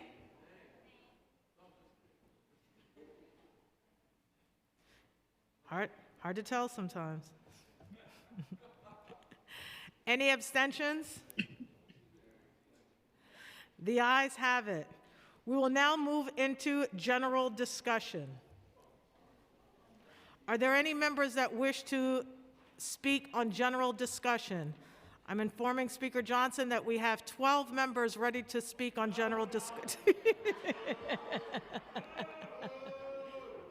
Madam Majority Leader, I move to replace the chair for the rest of the meeting. We have Council Member Kalos. No, we don't. Seeing as we have no members signed up to speak on general discussion, I will now call on Speaker Corey Johnson to close today's stated meeting. Madam Majority Leader, you didn't use all the time on your clock in your remarks earlier, so if you want to, the stated meeting of December 9th, 2021 is hereby adjourned. One stated meeting left. Thank you all very much.